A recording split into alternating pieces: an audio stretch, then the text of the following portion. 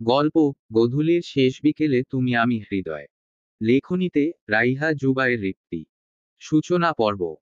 বাবার পছন্দ করা পাত্র হিসেবে নিজের ভার্সিটির অ্যাকাউন্ট ডিপার্টমেন্টের রাগী জল্লাদ প্রফেসর সাফায়াত ইমতিয়াজকে দেখে চমকে উঠল রুয়াত। যাকে কি না জমের মতো ভয় পায় সে, তার সাথে তার বাবা বিয়ে ঠিক করেছে। রুয়াতের জানা মতে তো তার হবু বরের নাম নওয়াজ, তাহলে ইনি কেন এখানে? রুয়াত তড়িঘড়ি করে কেবিন নম্বরটা দেখে নিল। না, ঠিক কেবিনটাতেই তো এসেছে সে। তার মা আসার আগে বলে দিছে থার্ড ফ্লোরের 7 নম্বর কেবিনটাতে নওয়াজ অপেক্ষা করছে। রুয়াত যখন আসে তখন কেবিনটা ফাঁকাই ছিল। অপেক্ষা করছিল তার বাবার পছন্দ করা ছেলের জন্য। হঠাৎ হন্তদন্ত হয়ে পাশে কাউকে চেয়ার টেনে বসতেই রুয়াত সেদিকে তাকায়। কিন্তু পাশ ফিরে সাফায়াত ইমতিয়াজকে দেখে রীতিমতো ভড়কে যায় রুয়াত। লোকটার শরীর ঘেমেনে একাকার। এখনো তাকায়নি রুয়াতের দিকে। তাকালে নিশ্চয়ই রুয়াতের মতো সেও চমকে উঠত। দুঃখিত দেরি। কথাটা বলতে বলতে মাথা উঁচু করতেই আর কথাটা সম্পূর্ণ করতে পারল না সাফায়াত। দৃষ্টিপাত হলো দুজনের। রুয়াত দৃষ্টি সরিয়ে নিল। অস্বস্তিরা প্রবল ভাবে আষ্টেপৃষ্ঠে ধরেছে তাকে, সাথে ভয়ও। লোকটা ভীষণ পাজি রুয়াতের ভাষ্যমতে। কেননা অ্যাকাউন্ট সাবজেক্টে জাস্ট অঙ্কে এফোরোফোর হলেই সবার সাথে বেশ রুড হয়ে কথা বলে। রুয়াতের সাথেও বেশ কয়েকবার রুড হয়ে কথা বলেছে। সাথে শাস্তি স্বরূপ সেই টপিক রিলেটেড অধ্যায়ের সব উদাহরণের অঙ্ক বাসার কাজ দিয়েছে। সাফায়াত ও বেশ চমকালো নিজের স্টুডেন্টকে পাত্রী রূপে দেখে, তা তার মুখশ্রী দেখেই বোঝা যাচ্ছে। তবুও কিছুটা শিউর হওয়ার জন্য রুয়াতের দিকে প্রশ্ন ছুড়ে বলল, আপনি কবির আঙ্কেলের মেয়ে? রুয়াত মাথা নত করেই জবাব দিল, জি স্যার। সাফায়াতের কপালে দু ভাঁজ পড়ল। বিরক্তির নাকি চিন্তার সেটা ঠাউর করা গেল না। আপনি কি আগে থেকেই জানতেন আঙ্কেল আপনার সাথে আমার বিয়ে ঠিক করেছে? রুয়াত তড়িৎ গতিতে তাকালো সাফায়াতের দিকে। ঝড়ের বেগে মাথা নাড়িয়ে বলল, না না স্যার, আমি সত্যি আগে জানতাম না আপনার সাথে বাবা বিয়ে ঠিক করছে। তাহলে বিশ্বাস করুন আমি জীবনেও আসতাম না এখানে। আপনাকে বিয়ে করার চেয়ে সারা জীবন সিঙ্গেল থাকা ঢের ভালো। সাফায়াত ভ্রু কুঁচকালো রুয়াতের কথায়। মেয়েটা কি বুঝাতে চাইছে? রুয়াত আশেপাশে তাকালো। কি বলতে গিয়ে কি বলে ফেলছে। নিজেকে নিজেরই ঠাটিয়ে চড় দিতে ইচ্ছে করছে। এই লোকটা সামনে থাকলেই কায়নাত ভয়ে সব তালগোল পাকিয়ে ফেলে। আপনার বাবাকে তাহলে বাসায় গিয়ে বলে দিবেন আপনার আমাকে পছন্দ হয়নি। অন্যমনস্ক হয়ে জবাব দিল রুয়াত। হো। পরক্ষণেই কথার মানে বুঝতে পেরে কিঞ্চিত বিস্ফোরণ নিয়ে বলে, কি বললেন? সাফায়াত মাথার চুলগুলো পেছনে ঠেলে দিল। তারপর নড়েচড়ে বসে বলল, আপনি নিজেই বলেছেন আমাকে বিয়ে করার চেয়ে সিঙ্গেল থাকা ঢের ভালো। তো বিয়েটা ভাঙার জন্য তো রিজন লাগবে। আমারও তো শখ নেই নিজের ছাত্রীকে বিয়ে করার। রেপুটেশনেরও তো একটা ব্যাপার আছে। তাই বলছি বাসায় গিয়ে আঙ্কেলকে বলবেন আপনার আমাকে পছন্দ না, তাই আপনি বিয়েটা করবেন না। কথাটা বলেই সাফায়াত বসা থেকে উঠে চলে গেল। রুয়াত চোখ বড় বড় করে তাকালো সাফায়ারের যাওয়ার পানে। লোকটা তাকে কিছু বলার সুযোগ না দিয়েই এমন অভদ্রের মতো চলে গেল। যেখানে রুয়াত বাবার মুখের উপর একটা টু শব্দও করতে পারে না, বিয়ে ঠিক করার আগে বলেছে তার বাবার পছন্দের ছেলেকেই সে বিয়ে করবে, সেখানে কি না রুয়াত বলবে এসব তার ছেলে পছন্দ না, সে এই বিয়ে করবে না। ইচ্ছে করল লোকটাকে পচা পানিতে চুবাতে রুয়াতের। এখন বাসায় গিয়ে কি বলবে সে? তার মা তো পৈপি করে বলে দিয়েছে নওয়াজের সাথে কোনোরকম উচ্চবাক্য করবি না। তোর বাবার খুব পছন্দ ছেলেটাকে। আর তোকে তোর বাবার অনুমতি নিয়েই রেস্টুরেন্টে দেখা করছে। তাই লক্ষ্মী মেয়ের মতো দেখা করে চলে আসবি। মনে থাকে যেন। সে তো ভদ্র মেয়ের মতোই ছিল। কিন্তু এই লোক তো মোটেও ভদ্র নয়। তা না হলে এভাবে হুট করে এসে কফি ঠান্ডার অফার না দিয়ে দুম করে চলে যায়। মাথা ভর্তি রাগ নিয়ে রুয়াত ওয়েটারকে ডেকে একটা কোক অর্ডার করে। কোকটা খেয়ে মন মেজাজ হালকার উপর ঝাপসা ঠান্ডা করে বিল পে করে রেস্টুরেন্ট থেকে বের হয়। তারপর রিকশা ডেকে বাসায় চলে গেল।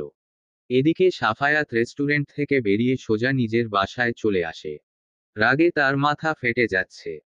সে যদি ঘুণাক্ষরে ওটের পেত কবির আঙ্কেলের মেয়ে তারই ভার্সিটির ছাত্রী, তাহলে সে কোশ্চিনকালেও এই বিয়েতে হ্যাঁ জানাতো না।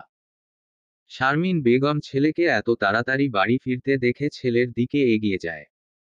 আগ্রহ নিয়ে জিজ্ঞেস করে, মেয়েটাকে পছন্দ হয়েছে তোর তাই না সাফায়াত?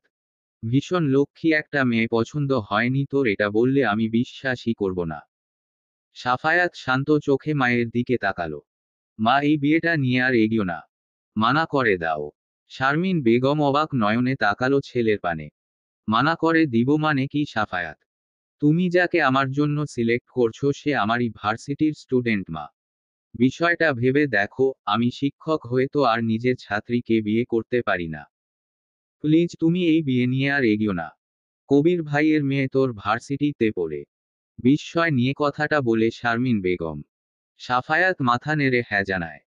শারমিন বেগম এবার হেসে ফেলে। বাহ, তাহলে তো ভালোই। ছেলে আর ছেলের বউ একই ভার্সিটির। আমি এই বিয়ে করতে পারবো না মা। কেন, কি হইছে, সমস্যা কি তোর? সমস্যা একটাই, ও আমার স্টুডেন্ট। আমি আমার স্টুডেন্টকে বিয়ে করে নিজের রেপুটেশন নষ্ট করতে পারবো না। আশ্চর্য, ছাত্রীকে বিয়ে করলে তোর রেপুটেশন কেন নষ্ট হবে? পৃথিবীতে কি কোনো শিক্ষক তার স্টুডেন্টকে বিয়ে করেনি? নাকি তুই প্রথম শিক্ষক? অন্য শিক্ষক বিয়ে করুক বা না করুক, বাট আমি করব না। তুমি প্লিজ এটা নিয়ে ফোর্স করো না। এই নাও, আঙ্কেলকে ফোন দিয়ে মানা করো এক্ষুনি। কথাটা বলে সাফায়াত কবির শিকদারের নম্বরে কল করে ফোনটা মায়ের হাতে ধরিয়ে দেয়। কবির শিকদার মেয়ের সামনে বসে আছে। পাশে কবির শিকদারের ওয়াইফ শামিরা শিকদার। বেশ কিছুটা সময় মেয়েকে পরক্ষণ করলেন। তারপর শুধালেন, নুয়াজকে তোমার পছন্দ হয়েছে? রুয়াত বাবার পানে তাকালো। তার গলা শুকিয়ে আসছে। তার বাবাকে ব্যাপারটা বুঝাবে কি করে? অতঃপর লম্বা একটা শ্বাস টেনে রুয়াত কিছু বলার জন্য উদ্যত হতেই কবির শিকদারের ফোনে কল আসে। কবির শিকদার ফোনের দিকে তাকায়। নুয়াসের নম্বর দেখে মুচকি হাসে। ফোন রিসিভ করে কানে নিয়ে বলে, হ্যাঁ নুয়াজ বলো। ফোনের ওপাশ থেকে ভেসে আসলো, ভাই আমি নুয়াজ না, নুয়াসের মা বলছি। হ্যাঁ আপা বলুন। নুয়াসের তো রুয়াতকে পছন্দ হয়েছে। তো চাইছি এবার বিয়ের ডেটটা ফিক্সড করতে। আপনার কি মতামত? সাফায়াত চমকে উঠল মায়ের এমন কথা শুনে। সে তো বিয়েটা ভাঙার জন্য ফোন দিতে বলেছে। আর তার মা তার সাথে মির্জাফর গিরি করে বিয়ের ডেট ফিক্সড করার কথা বলছে। সাফায়াত ফোনটা তার হাতে দিতে বলল ইশারায়। শারমিন বেগম রাগী চেহারা নিয়ে ছেলেকে শাসালো। আমার আর কি মতামত থাকবে আপা? আপনারা একটা দিনক্ষণ দেখে আসুন। তারপর না হয় বিয়ের ডেট ফিক্সড করা যাবে। আচ্ছা বেশ। আমি আর সাফায়াত তাহলে বৃহস্পতিবার আসছি।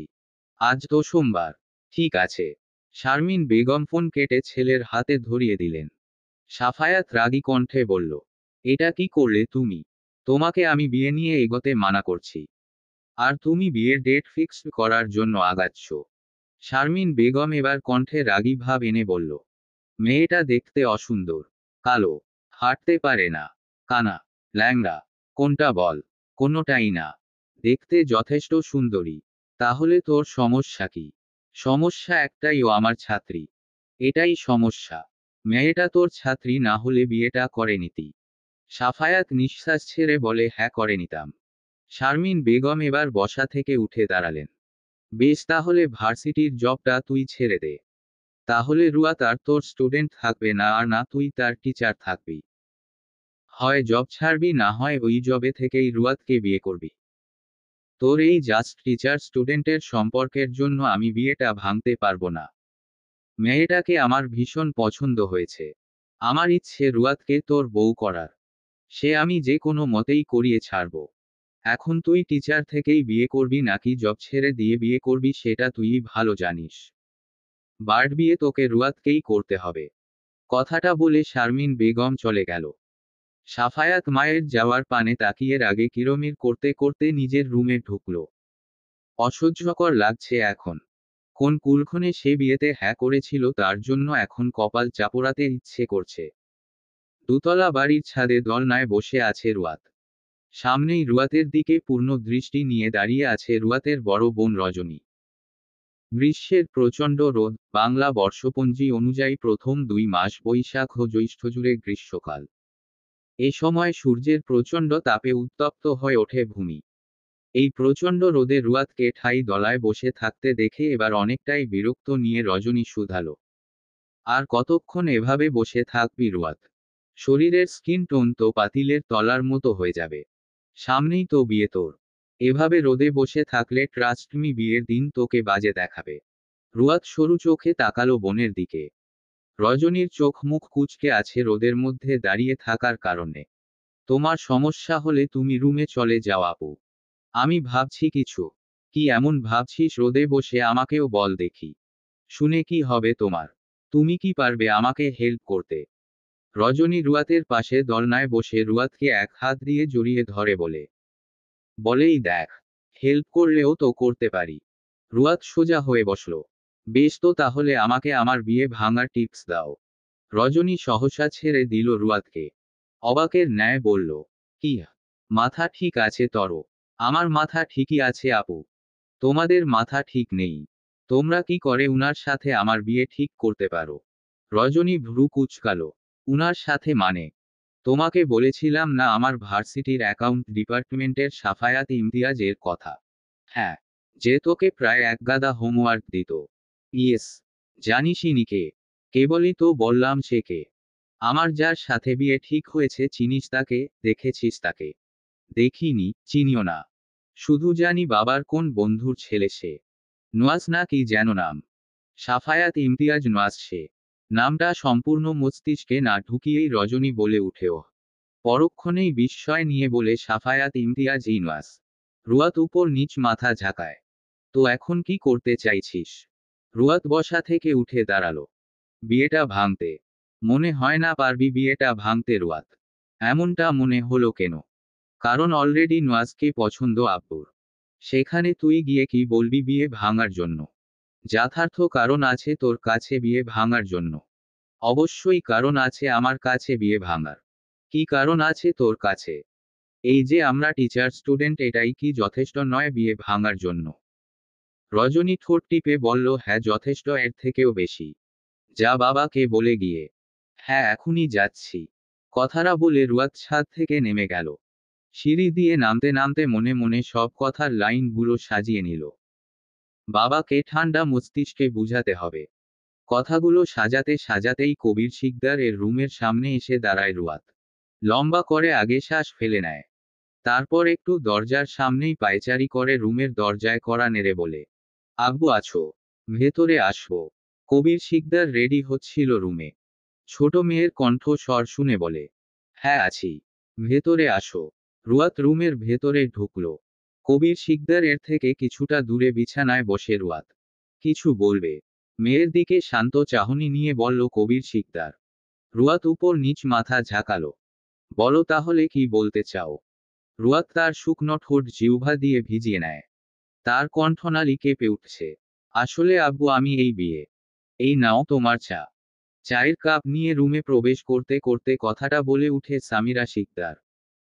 মেয়েকে নিজেদের রুমে দেখে সামিরা শিকদার চায়ের কাপ স্বামীর হাতে দিয়ে মেয়ের দিকে তাকিয়ে বলে, তুই এখানে কোনো দরকার? রুয়াত আশাহত হলো। তার মা আর একটু পরে চাটা নিয়ে আসলে কি হতো? আমি একটা কথা বলতে চাই মা বাবাকে। কি কথা? আসলে তোমরা আমার বিয়েটা যার সাথে ঠিক করেছো সে হচ্ছে আমার ভার্সিটির শিক্ষক সাফায়াত ইমতিয়াজ নওয়াজ। কবির শিকদার তড়িৎ গতিতে মেয়ের পানে তাকালো। অবাকের সুরে বলল, নওয়াজ তোমার ভার্সিটির শিক্ষক? হ্যাঁ। মুখে হাসি ফুটে উঠল কবির শিকদারের। তোমার ক্লাস নেয় নওয়াজ? হ্যাঁ। অ্যাকাউন্ট ডিপার্টমেন্টের? হুমুম। যাক তাহলে তো ভালোই। পড়াশোনায় অনেকটাই হেল্প হবে তোমার। রুয়াত হরকে গেল বাবার কথা শুনে। সে তো বিয়েটা ভাঙার জন্য বলেছে। আর তার বাবা আরো উৎসাহিত দিচ্ছে। আমি তার স্টুডেন্ট বাবা। সেটা তো আরো ভালো। তোমাকে আর অ্যাকাউন্ট আলাদা টিচারের কাছে পড়তে হবে না। নোয়াসি পড়াতে পারবে। কিন্তু বাবা আমি। কবির শিকদার শোয়া থেকে উঠে দাঁড়ালো। বলিসের নিচ থেকে ফোনটা নিয়ে মেয়েকে মাঝপথে থামিয়ে দিয়ে বলে, আমি একটু নিচ থেকে আসছি। ফিরতে রাত হবে। কবির শিকদার চলে গেল। রুয়াত বাবার যাওয়ার পানে তাকিয়ে রইল। সামিরা শিকদার বিছানায় আইস করে বসে বলে, যাওয়ার সময় কাপটা নিয়ে যাস তো। রুয়াত তাকালো মায়ের দিকে। কিছুক্ষণ চুপ থেকে বলল, মা, হু, আমি স্যারকে বিয়েটা করতে চাই না। সামিরা শিকদার ভ্রু কুঁচকালো। কেন? উনি আমার স্যার। তাতে কি? তাতে কি মানে? আমি স্যারকে বিয়ে করতে চাই না। তাহলে কি রিকশাওয়ালা খুঁজে বিয়ে দিব? রিকশাওয়ালাকে টানছো কেন তুমি? বিয়েটা কি ভাঙা যায় না? বিয়ে ভাঙার মতো তো তেমন কিছু দেখছি না আমি। বাট আমি তো রাজি না। কোন মেয়েই বা বিয়ের সময় রাজি থাকে? আমিও রাজি ছিলাম না তোর বাবাকে বিয়ে করার সময়। তাও দেখ 28 বছর পার করে দিলাম। তুইও পার করে দিতে পারবি। তার মানে বিয়েটা আমার তার সাথেই হচ্ছে। হ্যাঁ। রুয়াত কিছু বলল না। রেগে হন্তদন্ত হয়ে রুমে থেকে বেরিয়ে গেল। সামিরা শিকদার পেছন থেকে রুয়াতকে চায়ের কাপটা নিয়ে যেতে বলল। কিন্তু রুয়াত কানেই নিল না কথাটা। রুয়াতকে রেগে রুমে ঢুকতে দেখে রজনী হাই তুলতে তুলতে বলে, পারলি বিয়ে ভাঙতে? রুয়াত জবাব দিল না। রজনী রুয়াতের পাশে বসল। তার বোনটা মিছে রাগ করছে। রজনী রুয়াতকে নিজের দিকে ঘুরালো। গালে আলতো করে হাত রেখে বলল, আব্বু বেশ বিচক্ষণ মানুষ। নওয়াজের মধ্যে ভালো কিছু আছে বলেই আব্বু তোর বিয়েটা নওয়াজের সাথে ঠিক করেছে। বাবা মারা ছেলেমেয়েদের অসুখী রাখবে এমন জায়গায় নিশ্চয়ই বিয়ে দেয় না। আর আব্বুর বিরুদ্ধে গিয়ে কিছু করলে তার ফলাফল কি হয় তা নিশ্চয়ই আমাকে দেখে বুঝতে পারছিস। আমি চাই না রুয়াত তুই আব্বুর অমতে কোনো কাজ করিস। ছোট থেকেই মানুষটা বেস্ট জিনিসগুলোই আমাদের দিয়েছে। জীবনসঙ্গী হিসেবে বেস্টটাই তোকে দিচ্ছে। এখন বুঝছিস না কিন্তু পরে ঠিকই বুঝবি। আর আব্বুর কিন্তু তোকে নিয়ে বেশ আশাবাদী সে অলওয়েজ। সে অসন্তুষ্ট হবে এমন কাজ করিস না বোন। রুয়াত রেগে থাকলেও বোনের কথাগুলো কানে আসতেই শান্ত চোখে তাকালো বোনের দিকে। কেমন বুকটা দুমড়ে মুচড়ে উঠছে রুয়াতের। তার বোনটা কি এখনো অতীতটা ভুলতে পারেনি? এখনো কি মাঝরাতে উঠে কান্না করে? আলাদা রুম হওয়ায় এখন আর বোনের কান্নায় সঙ্গী হতে পারে না রুয়াত। রজনীর গালে আলতো করে হাত রাখে রুয়াত। রজনীর চোখ কেমন ছলছল করছে। রুয়াত জড়িয়ে ধরল বোনকে। আমি বিয়েটা করব আপু। হ্যাঁ বিয়েটা করব। বাবার অমতে যাব না। তোমার সব কথা শুনব। রজনীর চোখ দিয়ে টুপ করে অশ্রু গড়িয়ে পড়ল। রুয়াত দেখার আগেই সেটা সন্তর্পণে মুছে ফেলল। মেয়েটা বড্ড ভালোবাসে রজনীকে। চোখের জলটুকু দেখলে তার চোখ দিয়েও গড়াবে অশ্রু। রজনী রুয়াতের থেকে নিজেকে ছাড়িয়ে হাসার চেষ্টা করে বলে, গোসল করে ফ্রেশ হয়ে আয়। দুপুরের খাবার খেতে হবে তো নাকি? রুয়াত বোনের দিকে নিষ্পলক তাকিয়ে থেকে আলমারি থেকে ড্রেস নিয়ে ওয়াশরুমে চলে যায়। রজনী লম্বা শ্বাস ফেলে, চাইলেও কিছু অতীত একেবারে নিঃশেষ করে মুছে ফেলা যায় না স্মৃতি থেকে। অতঃপর বসা থেকে উঠে খাবার আনতে চলে যায়। বিকেলে ভার্সিটি থেকে বাসায় ফিরে সাফায়াত বসার ঘরে বসে গলা ছেড়ে এক গ্লাস ঠান্ডা পানি চায়। সাফায়াতের ছোট বোন সানজিদা ঠান্ডা পানি এনে ভাইয়ের হাতে ধরিয়ে দেয়। সাফায়াত ভ্রু কুচকালো বোনকে পানি দিতে দেখে। নিত্যদিন তার মা দিয়ে থাকে। যেদিন সে বাসায় থাকে না সেদিন ছোট বোন দেয়। তার মানে তার মা বাসায় নেই। মা বাসায় নেই। সানজিদা সোফায় বসতে বসতে বলে, না, আম্মু বের হইছে। কোথায় গেছে? স্বর্ণের দোকানে গয়না আনতে। কিসের গয়না? ওমা ভুলে গেলে। তোমার না সামনে বিয়ে ভাইয়া। ভাবির জন্য গয়না আনতে গেছে। সাফায়াত অর্ধেক পানি খেয়ে আর খেতে পারল না। বিয়ের ডেটই ফিক্সড হলো না আর তার মা এমন একটা তোড়জোড় শুরু করেছে মনে হচ্ছে বিয়ে কালই হতে যাচ্ছে। সাদমান কোথায়? সাদমান ভাইয়াই তো আম্মুকে নিয়ে গেছে। হতচ্ছাড়াটা নিশ্চয়ই উস্কিয়েছে আম্মুকে। তা আর বলতে। মনে হচ্ছে বিয়েটা তোমার না ওর। আসুক আজ বাসায় ছেটিয়ে আমেরিকায় ফেরত পাঠাবো। সে চিন্তা মাথা থেকে ছেড়ে ফেলে দাও ভাইয়া। সাদমান ভাই 1 বছরের আগে আর যাচ্ছে না আমেরিকা। খালাকে ফোন দিয়ে এটাই বলেছে। সাফায়াত কিছু বলল না। কলিং বেল বাজতেই দরজার দিকে তাকালো। সানজিদা বসা থেকে উঠে দরজা খুলে দিল। সাফায়াতের মা আর সাদমান এসেছে। হাতে তাদের শপিং ব্যাগ। শারমিন বেগম ভেতরে ঢুকে সোফায় গা এলিয়ে দেয়। যা গরম পড়েছে বাহিরে ঘেমেনে একাকার। সাদমান শপিং ব্যাগটি টেবিলে রেখে সাফায়াতের দিকে তাকিয়ে বলে, ব্রো তোমার বিয়ে অথচ খাটছি আমি। দেখো খালামনিকে নিয়ে ভাবির জন্য গয়না কিনে এনেছি। চোখ ফেরাতে পারবে না এক্সক্লুসিভ ডিজাইনের গহনাগুলো দেখে। সাফায়াত বসা থেকে উঠে রুমের দিকে যেতে যেতে দাঁতে দাঁত চেপে বলে, রুমে আয় তুই। তোর এক্সক্লুসিভ ডিজাইনের গহনা তোকে পরিয়ে দেখব চোখ ফেরানো দুষ্কর হয় কিনা। সাদমান বুঝল না তার ভাইয়ের কথার মানে। সানজিদার দিকে তাকিয়ে বলে, ব্রো এভাবে বলল কেন? আরে বাদ দাও ভাই এর কথা, আগে বক্স খুলে দেখাও ভাবির জন্য কেমন গহনা নিয়ে আসলা, দেখবি তুই। হ্যাঁ। সাদমান বক্সগুলো এক এক করে খুলে দেখালো সানজিদাকে। সানজিদা গহনাগুলো দেখল। সত্যি অসম্ভব সুন্দর গহনার কারুকাজ। শারমিন বেগম বসা থেকে উঠে নিজের রুমে গেল। ওয়াশরুমে ঢুকে ফ্রেশ হয়ে ছেলের রুমে ঢুকে সাফায়াত নিজের রুমে ল্যাপটপে বসে কাজ করছিল। শারমিন বেগমকে সামনে দাঁড়াতে দেখে ল্যাপটপে মুখ রেখেই বলে, যা বলতে এসেছো বলে ফেলো। শারমিন বেগম ছেলের পাশে বসল। কাল যাচ্ছি রুয়াদদের বাসায় ডেট ফিক্সড করতে। ভার্সিটি থেকে তাড়াতাড়ি দুপুরে ফিরিস। ক্লাস শেষ হলেই ফিরে আসবো। বললাম আগে ফিরতে। আর বলছিস ক্লাস শেষ হলেই ফিরবি। আচ্ছা চেষ্টা করব। রুয়াদ কি আজ ভার্সিটি এসেছিল? কথা হয়েছে তোদের? সাফায়াত ল্যাপটপটা বন্ধ করল। তপ্ত শ্বাস ফেলে বলল, রুয়াদ ভার্সিটি এসেছিল কি না জানি না। আজ ওদের ক্লাস ছিল না আমার। ফোন দিয়ে কথা বল একটু। ফোন দিয়ে কি কথা বলবো? আশ্চর্য বিয়ে তোদের। আগে থেকেই কথা বলে কমফোর্ট হয়ে নিবি না। নম্বর নেই। আশ্চর্য, আমার কাছে চা নম্বর। সাফায়াত ফোন এগিয়ে দিল। শারমিন বেগম সাফায়াতের ফোনে রুয়াতের নম্বর সেভ করে দিল। তারপর ফোনটা সাফায়াতের হাতে ধরিয়ে দিয়ে চলে গেল। ঠিক সন্ধ্যা বেলা। আশেপাশে আঁধার নেমে এসেছে। রাস্তার পাশে থাকা কৃত্রিম আলোগুলো জ্বলে উঠেছে। রাস্তার ল্যাম্পপোস্টের আলোর দিকে নির্নিমেষ চেয়ে আছে দুজোড়া চোখ। বেলকনির চেয়ারে বসে আছে রজনী, রুয়াত। সামনেই টেবিলে আছে স্ন্যাক্স। রুয়াত স্ন্যাক্স নিচ্ছে আর খাচ্ছে। দুজনের মুখে কোনো কথা নেই। নীরবতা ছেয়ে আছে পুরো বেলকনি জুড়ে। নীরবতার ছেদ হলো ফোনের আওয়াজে। রুয়াতের ফোন বেজে উঠেছে। রুয়াত ভ্রু কুঁচকালো। ফোনের স্ক্রিনে তাকিয়ে দেখল অচেনা নম্বর। রুয়াত কেটে দিল। রুয়াতের ফোন কেটে দেওয়া দেখে রজনী বলে উঠে, কেটে দিলি কেন ফোন? রুয়াত স্ন্যাক্স মুখে নিতে নিতে বলে, অচেনা নম্বর সেজন্য। দরকারিও তো হতে পারে। দরকারি হলে আবার ফোন দিবে। এদিকে সাদমান কান থেকে ফোনটা নামালো। ব্রু কুঁচকে সাফায়াতের দিকে তাকিয়ে আশ্চর্য হয়ে বলল, ব্রো ফোন কেটে দিল ভাবি। তাতে আমি কি করব?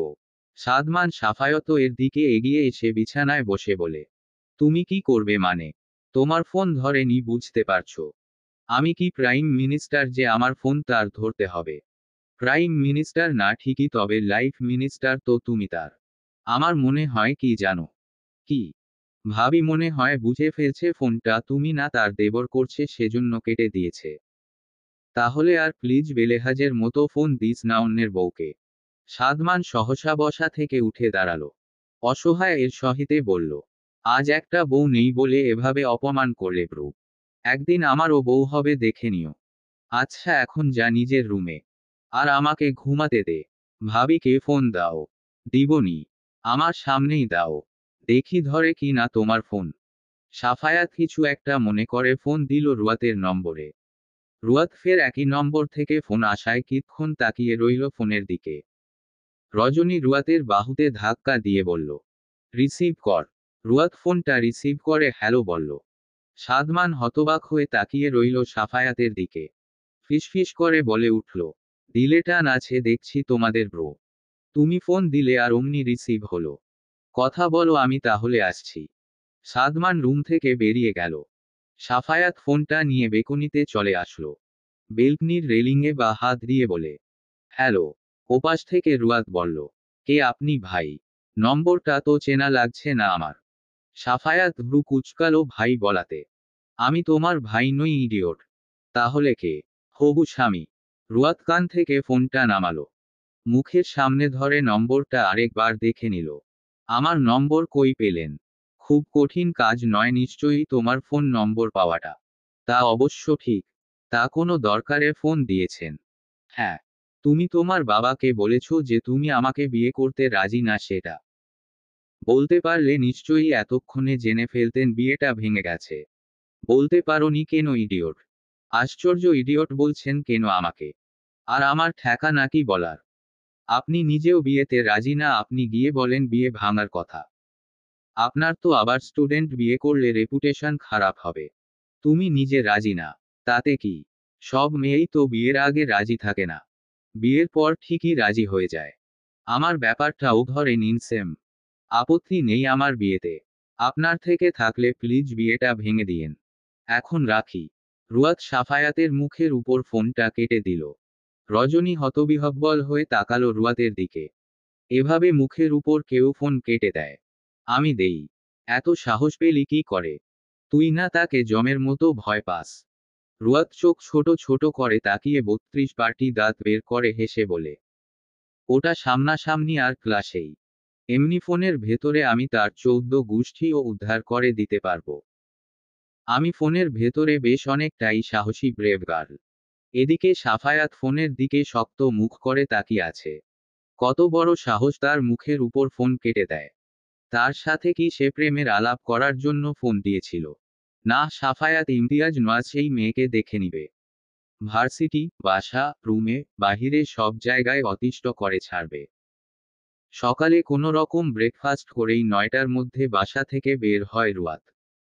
বাসা থেকে বের হয়ে সোজা বাসে উঠে। গন্তব্য তার ভার্সিটি। চারিদিকে গরমের তীব্র উষ্ণতা। এই তীব্র গরমে মানবজীবনের অবস্থা খুব শোচনীয়। পাক্কা 30 মিনিটই বাসে থেকে ভার্সিটির সামনে আসতেই রুয়াত গাড়ি থেকে নেমে পড়ে। ব্যাগ থেকে ছাতা বের করে সেটা ফুটিয়ে হাঁটা ধরল। 5 মিনিট হেঁটে গেলেই সামনে ভার্সিটি। এই 5 মিনিট রাস্তা হেঁটে যেতেই রুয়াতের গলা শুকিয়ে আসে। ব্যাগ থেকে ওয়াটার বোতল বের করে গলাটাকে ভিজিয়ে নেয়। বাসা থেকে বের হবার আগে সামিরা শিকদার বলে দিয়েছে মেয়েকে তাড়াতাড়ি বাসায় ফিরতে। কারণ আজ সাফায়াত ও তার মা আসবে বিয়ের ডেট ফিক্সড করতে। রুয়াত বাধ্য মেয়ের মতো বলে দিয়েছে তাড়াতাড়ি ফিরবে। ভার্সিটি এসেই রুয়াত নিজের ক্লাসে চলে যায়। আজ 3rd পিরিয়ডে সাফায়াতের ক্লাস আছে রুয়াতদের। সাফায়াত নিজের ডিপার্টমেন্টের অফিস কক্ষে বসে আছে। সবেই একটা ক্লাস নিয়ে এসেছে। এই 2nd পিরিয়ডে তার কোনো ক্লাস নেই। সেজন্য কক্ষে বসে রেস্ট নিচ্ছে। সাফায়াত বাসা থেকে বের হবার আগে তার মাকে বলে এসেছে সে ভার্সিটি থেকে সোজা রুয়াতদের বাসায় যাবে, তারা যেন তার জন্য অপেক্ষা না করে। 3rd ক্লাসের বেল আজতেই সাফায়াত বসা থেকে উঠে দাঁড়িয়ে 216 নম্বর শ্রেণীকক্ষের দিকে হাঁটা ধরে। রুয়াত আজ বসেছে একেবারে লাস্ট বেঞ্চে, যাতে সাফায়াতের নজরে না পড়ে সেজন্য। সাফায়াত ক্লাসে ঢুকেই সর্বপ্রথম রুয়াতকে খুঁজতে থাকে। ফার্স্ট বেঞ্চ থেকে খোঁজা শুরু করে। আর লাস্ট বেঞ্চে গিয়ে চোখ থেমে যায়। রুয়াত লাস্ট বেঞ্চের একেবারে শেষ প্রান্তে বসেছে। বারবার হাত দিয়ে মুখ ঢাকার বৃথা চেষ্টা করছে। সাফায়াত ঠোঁট কামড়ে ধরল। তারপর হোয়াইট বোর্ডের সামনে গিয়ে মার্কার দিয়ে অঙ্ক তুলতে শুরু করল। সাফায়াত আজ লেনদেন চ্যাপ্টারের সমীকরণের উপর প্রভাব দেখানোর অঙ্ক করছে। অঙ্কটার জন্য ছক বোর্ডে একে পেছনে ফিরে সামনের টেবিলের উপর বইয়ের দিকে তাকিয়ে বলে, পণ্য ক্রয়ের জন্য ফরমাইশ পাওয়া গেল। এটা কি এই ছকে আসবে? মিস রুয়াত, আপনি বলুন। রুয়াত হকচকিয়ে গেল। আশেপাশে তাকিয়ে সাফায়াতের দিকে তাকালো। সাফায়াত রুয়াতকে এখনো দাঁড়াতে না দেখে গম্ভীর কণ্ঠে বলল, মিস রুয়াত, এদিকে ওদিকে না তাকিয়ে দাঁড়িয়ে বলুন। রুয়াত দাঁড়ালো। কলমের মাথা দিয়ে বেঞ্চে দাগাতে দাগাতে বলে, এটা তো সার কোনো লেনদেনই না। তাহলে এখানে আসবে কেন? লেনদেন না কেন? কারণ স্যার, আমরা লেনদেন তাকেই বলতে পারি যখন সেটাকে টাকায় পরিমাপ করা যায়। এখানে ফরমাইশ পেয়েছে কিন্তু টাকা পাওয়া যায়নি, সেজন্য এটা লেনদেন নয়। Sit down. রুয়াত হাফ ছেড়ে বসল। সাফায়াত বোর্ডে অঙ্ক করালো। অর্ধেক করিয়েই আবার পেছনে ফিরে স্টুডেন্টদের উদ্দেশ্যে বলে, এতটুকু সবাই বুঝেছেন? সবাই মাথা ঝাঁকালো। সাফায়াত বাকি অর্ধেকটা খাতায় করতে বলল সবাইকে। রুয়াত ব্যাগ থেকে খাতা বের করে পুরো অঙ্কটা করে নিল। সাফায়ারা মাঝখান দিয়ে এপাশ ওপাশ করে হেঁটে হেঁটে দেখছে। রুয়াত দাঁড়িয়ে খাতাটা বাড়িয়ে দিয়ে বলে, সার অঙ্কটা।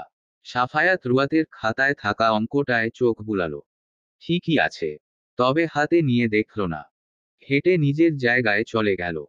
রুয়াত হতভম্ব হয়ে দাঁড়িয়ে সাফায়াতের দিকে তাকিয়ে রইল। আরও কয়েকজন স্টুডেন্ট সাফায়াতকে অঙ্কটা দেখানোর জন্য খাতা বাড়িয়ে দিল। সাফায়াত 3 থেকে 4 জনের খাতা দেখল। তারপর পেছনে ফিরে হোয়াইট বোর্ড ডাস্টার দিয়ে পরিষ্কার করতে নিবে এমন সময় ছাত্রলীগের কয়েকটা ছেলে দরজার সামনে দাঁড়িয়ে বলে, আসতে পারি স্যার? সাফায়াত ঘাড় বেঁকিয়ে তাকালো। কি চাই? ছাত্রলীগের মধ্যে থাকা নেহাল নামের ছেলেটা শার্টের কলার পেছনে ঠেলে বলে, স্যার মিছিলে নামতে হবে, তাই ছেলেগুলোকে চাই। আপনি ছেলেগুলোকে ছেড়ে দিন। সাফায়াত হাত ঘড়িটায় সময় দেখল। এখনো 10 মিনিট বাকি আছে। 10 মিনিটস পর ছেড়ে দিচ্ছি। এখন আসতে পারো। স্যার লাগবে এখনই। 10 মিনিটস পর ওদের দিয়ে কি করব? ভাইস প্রিন্সিপালের হুকুম আছে ওদের ছেড়ে দেওয়ার জন্য, সো কুইকলি ছেড়ে দিন। আর অন্যান্য ক্লাসের টিচাররা ছেড়ে দিয়েছে, স্টুডেন্ট আপনি কেন ছাড়ছেন না? সাফায়াত এগিয়ে আসলো। ছেলেগুলোর দিকে তাকিয়ে গম্ভীর মুখে বলল, আমি কি বলেছি কথাটা কানে যায়নি তোমার? আমার ক্লাস শেষ হবে। আমি ক্লাস থেকে বের হব, তারপর নিয়ে যাবে। আর অন্যান্য টিচারের সাথে মোটেও আমায় কম্পেয়ার করবে না। তারা ছেড়ে দিয়েছে, বাট আমি ছাড়ব না। এখন এসো। ছেলেগুলো চলে গেল। দলনেতা রোহানের কাছে গিয়ে বলল, সাফায়াত নামের টিচারটা ছেলেদের ছাড়ছে না। রোহান ভ্রু কুঁচকালো। প্রায় এই শিক্ষকের নাম শুনেছে সে, কিন্তু সামনাসামনি এখনো দেখেনি। ক্লাসই তো বছরে করে দু একটা। না দেখাটাই স্বাভাবিক। রোহান মাঠ থেকে ক্লাসের দিকে গেল, যেখানে সাফায়াত আছে। আসসালামু আলাইকুম স্যার। শুনলাম আপনি ছেলেদের ছাড়তে রাজি হচ্ছেন না। সাফায়াত সেই ছাত্রদের সাথে অচেনা এক ছেলেকে দেখে বলে, ক্লাসের টাইম শেষ হোক, চলে যাবে। ছেড়ে দিন ওদের। ওরা ক্লাস না করলেও ওরা এক্সামে পাস। তাই খুব একটা ক্ষতি হবে না 10-5 মিনিট আগে ছাড়লে। নেহাল নামের ছেলেটা বলে উঠল, এই তোরা হা করে বসে আছস কেন? উঠো, তাড়াতাড়ি আয়। চকিতে ফিরে তাকালো সাফায়াত। তারপর ক্লাসের ছাত্রদের দিকে তাকিয়ে বলে, আমার অনুমতি ব্যতীত একটা ছেলে জাস্ট রুম থেকে বের হয়ে দেখো, ট্রাস্ট মি, আজকের পর থেকে আমার ক্লাস তাদের জন্য নিষিদ্ধ হয়ে দাঁড়াবে। আর এই ছেলে নাম কি তোমার? রোহান অতি বিরক্তের সহিতে বলল, রোহান। ভাইস প্রিন্সিপালের ভাগ্নে।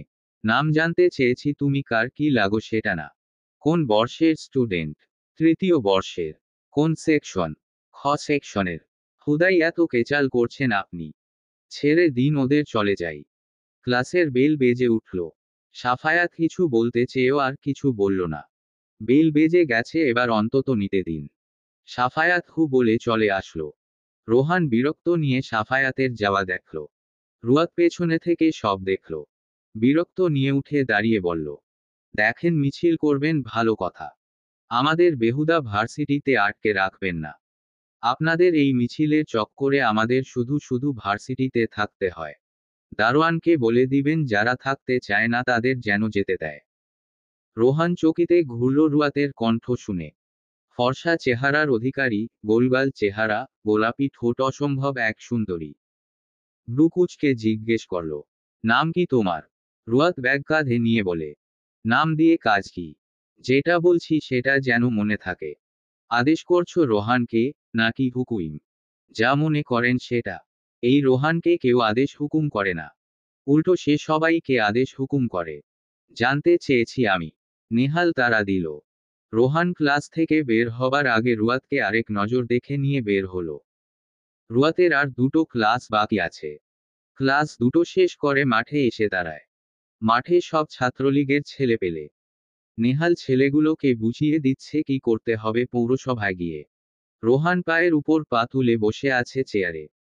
ভার্সিটির সামনে ও পেছনের গেটে দুই দারোয়ান বসে আছে, কোনো স্টুডেন্ট বের হতে পারবে না। এদিকে 2টা বেজে আসলো বলে। 3টার আগে বাসায় পৌঁছাতে হবে রুয়াতের। রুয়াত এগিয়ে গেল সামনের গেটে থাকা দারোয়ানের দিকে। মামা, আমাকে যেতে দিন না। আমার বাসায় আজ মেহমান আসবে, তাড়াতাড়ি যেতে বলছে। দারোয়ান মানা করে দিলে সে যেতে দিবে না। অফিস থেকে বলে দিয়েছে কাউকে যেতে দিতে না। বিশেষ করে রোহান নামের ছেলেটা বলে দিয়েছে বিশেষ হুঁশিয়ারি দিয়ে। রুয়াত দাঁড়িয়ে দাঁড়িয়ে আগে ফুঁচতে লাগলো। ছাতার এক ন্যাশনাল ভার্সিটিতে ভর্তি হয়েছে। একটু কিছু হলেই সামনের পেছনের সব গেট আটকে দেয়। সাফায়াত হাত ঘড়িটায় সময় দেখতে দেখতে গেটের দিকে এগিয়ে আসছিল। শারমিন বেগম রুয়াতদের বাসায় পৌঁছে গেছে। সাফায়াতকে বলেছে সে যেন ফেরার পথে রুয়াতকে নিয়ে আসে। সাফায়াত রুয়াতকে ঠাই দাঁড়িয়ে থাকতে দেখে বলল, দাঁড়িয়ে আছেন যে? বাসায় যাবেন না? আম্মু আপনাকে নিয়ে যেতে বলেছে, চলুন। রুয়াত বাসায় ফিরতে পাবে ভাবেই খুশিতে আত্মহারা হলো, তা চোখ মুখ দেখেই বোঝা গেল। হ্যাঁ, চলুন। সাফায়াত গেটের কাছে যেতেই দারোয়ান গেট খুলে দিল। রুয়াত বের হবে এমন সময় গেট আটকে দিল। এই মামা গেট আটকান কেন? আমি যাব, খুলুন। সাফায়াত পেছনে ফিরল। গেটে কড়া নাড়ল। দারোয়ান গেট খুলল। উনাকে আসতে দিন। দারোয়ান মেকি হেসে বলল, স্টুডেন্টদের যাইতে দিতে মানা করছে স্যার। উনারে আমি কেমনে যাইতে দেই? উনার দেহাদেহি তো সকলেই যাইতে চাইব। শুধু শুধু কেন ওদের আটকে রাখেন এভাবে? উনাকে আসতে দিন। উনার বাসায় আজ অনুষ্ঠান আছে। আপনাদের এই মিছিল টিছিলের জন্য নিশ্চয়ই সে তার বাসার প্রোগ্রাম মিস দিবে না। দারোয়ান রুয়াতকে যেতে দিল। রুয়াত গেট থেকে বের হয়ে প্রাণ খুলে নিঃশ্বাস নেয়। ধন্যবাদ স্যার। সাফায়াত রিকশা ডাক দিল। রিকশা আসতেই রুয়াতকে ইশারা করলে উঠে বসতে। রুয়াত উঠে বসল। সাফায়াত নিজেও এবার রুয়াতের পাশে বসল। রুয়াত চেপে গেল সাইডে। সাফায়াত দৃষ্টি আঁকাবাঁকা উঁচু নিচু রাস্তার দিকে রেখে বলে, উঁচু নিচু রাস্তা, বেশি সরে বসলে পড়ে যাওয়ার সম্ভাবনা আছে। রুয়াত হেসে বলে, না না, পড়ব না। কথাটা শেষ করতে না করতেই রিকশার ঝাঁকুনিতে সামনের দিকে ঝুঁকে পড়ে যেতে নিলে সাফায়াত ধরে ফেলে। রুয়াত লজ্জা পেল। এখনই তো পড়ে যেতে। রুয়াত জোরসড় হয়ে বসল। লোকটা এক সময় তুমি আবার আরেক সময় আপনি করে বলে। মাথার স্ক্রু ঢিলে নাকি? এদিকে রোহানের কানে খবর পৌঁছে গেছে রুয়াত নামের মেয়েটা চলে গেছে বাসায়। রুয়াতের ক্লাসের ছেলেগুলোর থেকে রুয়াতের নামটা জেনেছে রোহান। যখন শুনল ওই সাফায়াত নামের টিচার রুয়াতকে নিয়ে গেছে তখন রাগে কিরমির করে উঠল। কিসের বালের মিছিল, ইচ্ছে করল মিছিলে আগুন ধরিয়ে দিতে। রুয়াতকে কেন ওই টিচার নিয়ে যাবে? দু চারটা বকা দিল রোহান সাফায়াতকে মনে মনে। রুয়াত আর সাফায়াত দুজনে একসাথে শিকদার বাড়িতে আসে। ড্রয়িং রুমে বসে ছিল শামিমা বেগম আর সানজিদা। সাফায়াত গিয়ে বসল মায়ের পাশে। সাদমান আসেনি। শারমিন বেগম জবাব দিল, না। কই যেন গেছে উড়নচণ্ডী বাদোটা। রজনী রুমে বসে অপেক্ষা করছিল রুয়াতের জন্য।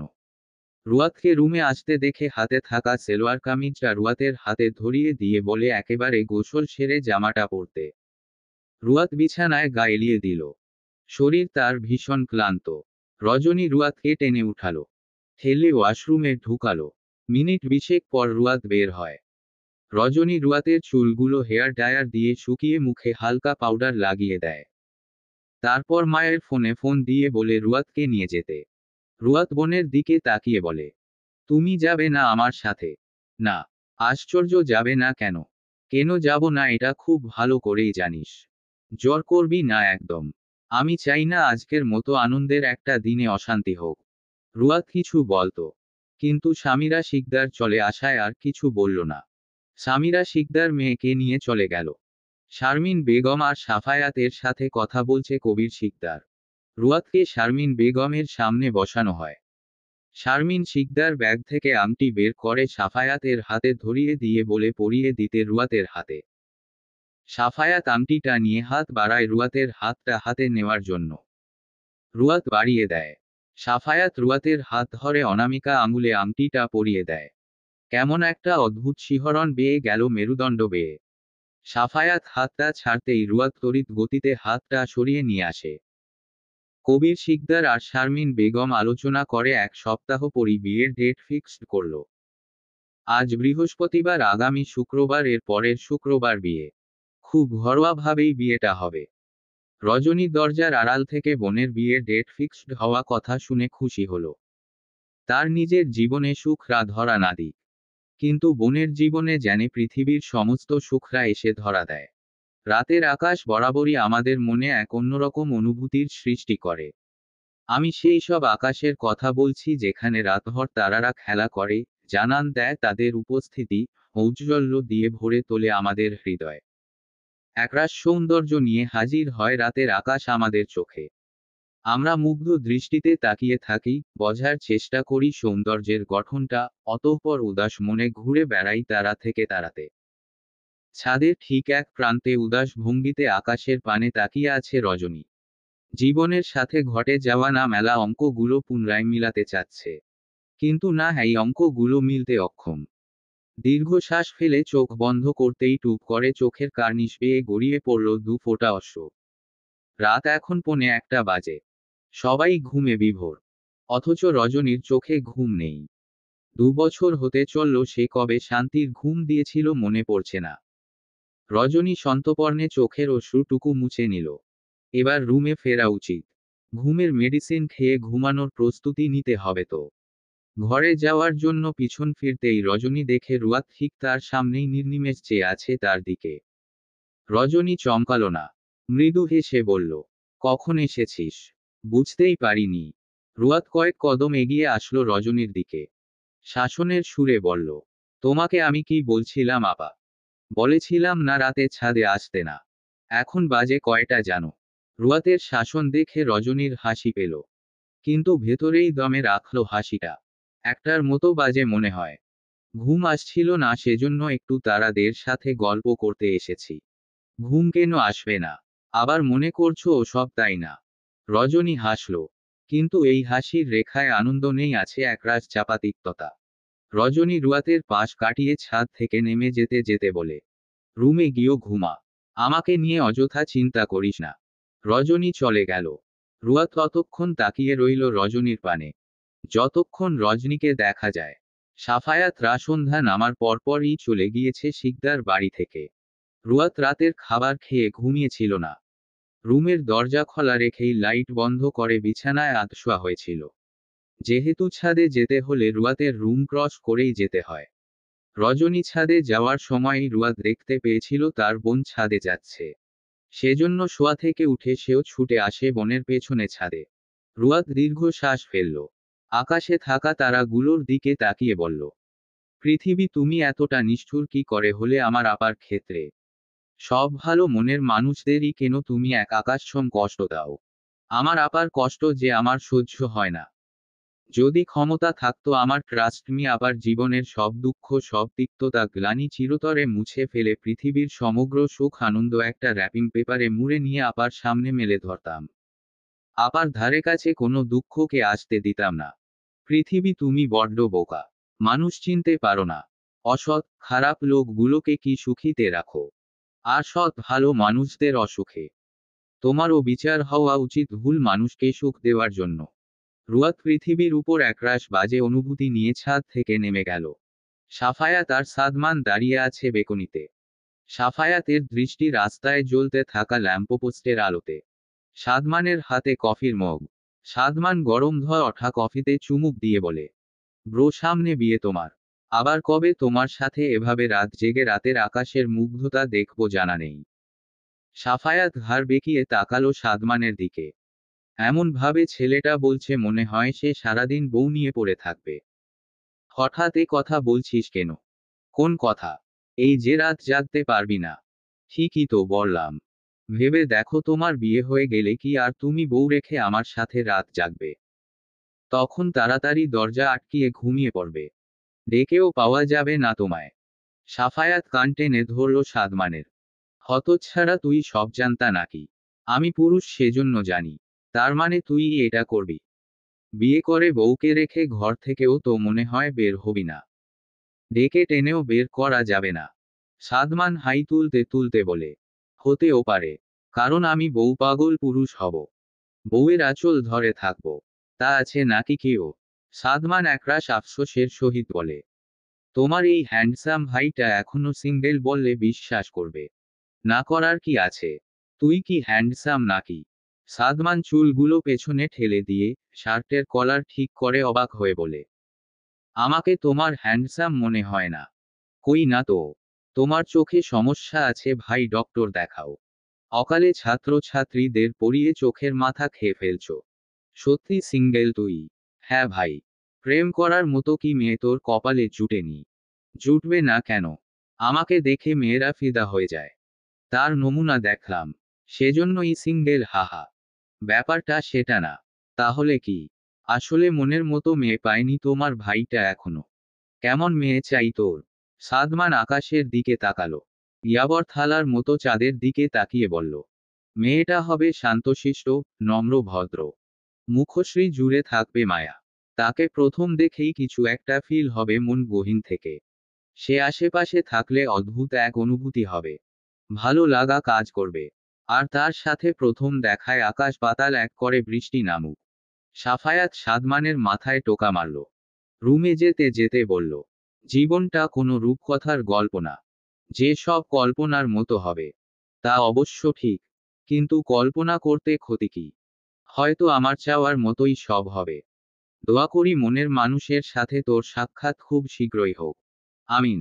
সাফায়াত হেসে উঠল। সাদমান আজ আর নিজের রুমে গেল না। সাফায়াতের সাথেই ঘুমিয়ে পড়ল। রজনী রুমে এসে ড্রয়ার থেকে ঘুমের মেডিসিনের পাতা থেকে একটা ট্যাবলেট বের খেয়ে নেয়। রুমের লাইট বন্ধ করে বালিশে মাথা দিয়ে আরেক বলিশ কানে চেপে ধরে ঘুমানোর চেষ্টা করে। মিনিট কয়েক চেষ্টা করার পর ঘুমেরা এসে হানা দেয় চোখে। রজনী তলিয়ে যায় ঘুমে। পুরো গগনে সূর্য এরই মধ্যে কোমলতা স্নিগ্ধতা ঝেড়ে কর্কশুষ্ণ হতে শুরু করেছে। নরমের আবহ শেষ করে গরমের ফুৎকার ছাড়ছে। সকাল 9টা বাজে। রোদের তীব্রতা দেখে মনে হচ্ছে এ যেন এক দুপুর। ডাইনিং টেবিলে বসে খাবার খাচ্ছে কবির শিকদার, সোফায় বসে আছে রুয়াত। রজনী রুমে। কবির শিকদার বাসায় থাকাকালীন খুব প্রয়োজন না হলে রুম থেকে বের হয় না রজনী। এতে কবির শিকদারে তেমন কিছু যায় আসে বলে মনে হয় না। হলে নিশ্চয়ই বড় মেয়েকে রেখে এভাবে খাবার খেতে পারতেন না। খাবার খাওয়ার আগে রুয়াতকে যেভাবে ডাক দেয় সেভাবে নিশ্চয়ই রজনীকেও ডাক দিত। এটা নিয়ে ভীষণ মন খারাপ রুয়াতের। রুয়াত বোনকে ছাড়া খায় না। কবির শিকদার খাওয়ার জন্য ডাকলে রুয়াত এটা ওটা বলে খাওয়ার বিষয়টাকে ঘুরিয়ে ফেলে। কবির শিকদার খাবার খেয়ে হাত মুছে অফিসের ব্যাগ কাঁধে নিয়ে রুয়াতের কপালে চুমু খেয়ে বলে, আসছি। আর বিকেলে রেডি হয়ে থেকো, সাফায়াত নিতে আসবে তোমায়। রুয়াত চট করে বলে উঠে, কেন? পরক্ষণেই জিহ্বায় কামড় দিয়ে বলে, আচ্ছা।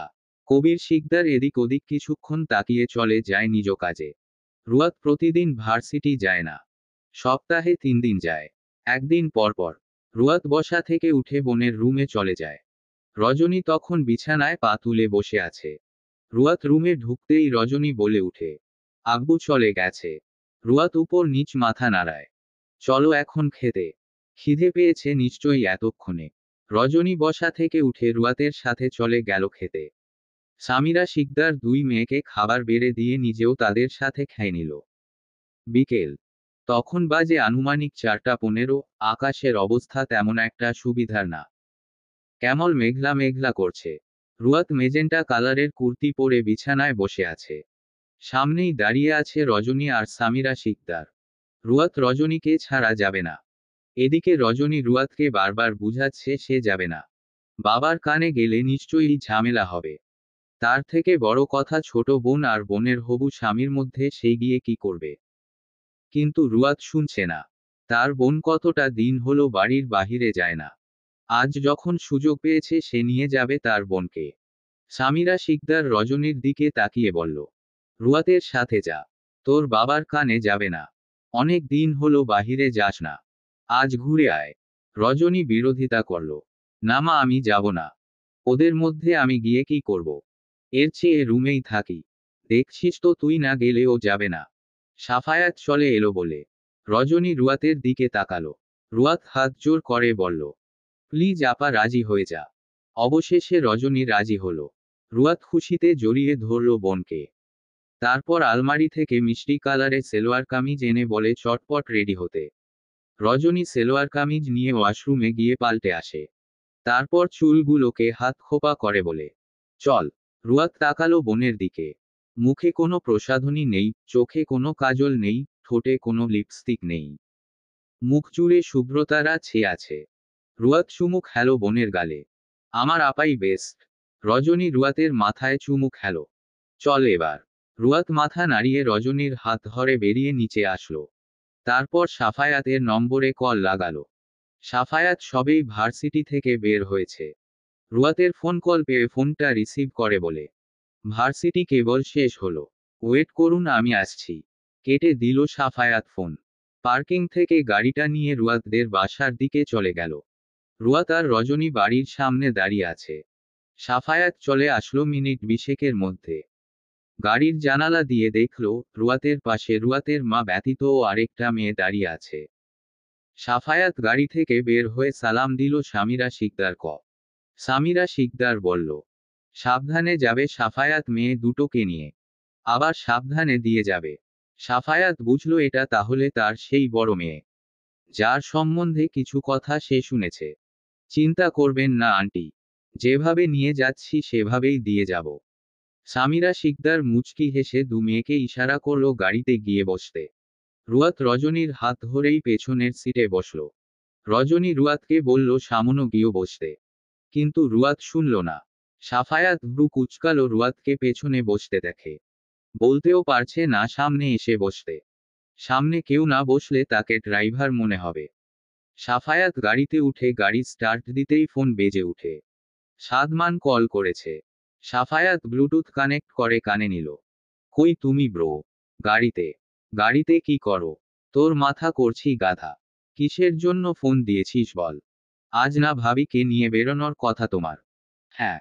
তো যাচ্ছ না কেন? কে বলল আমি যাচ্ছি না? মানে? মানে তোর ভাবিকে নিয়েই বেরিয়েছি।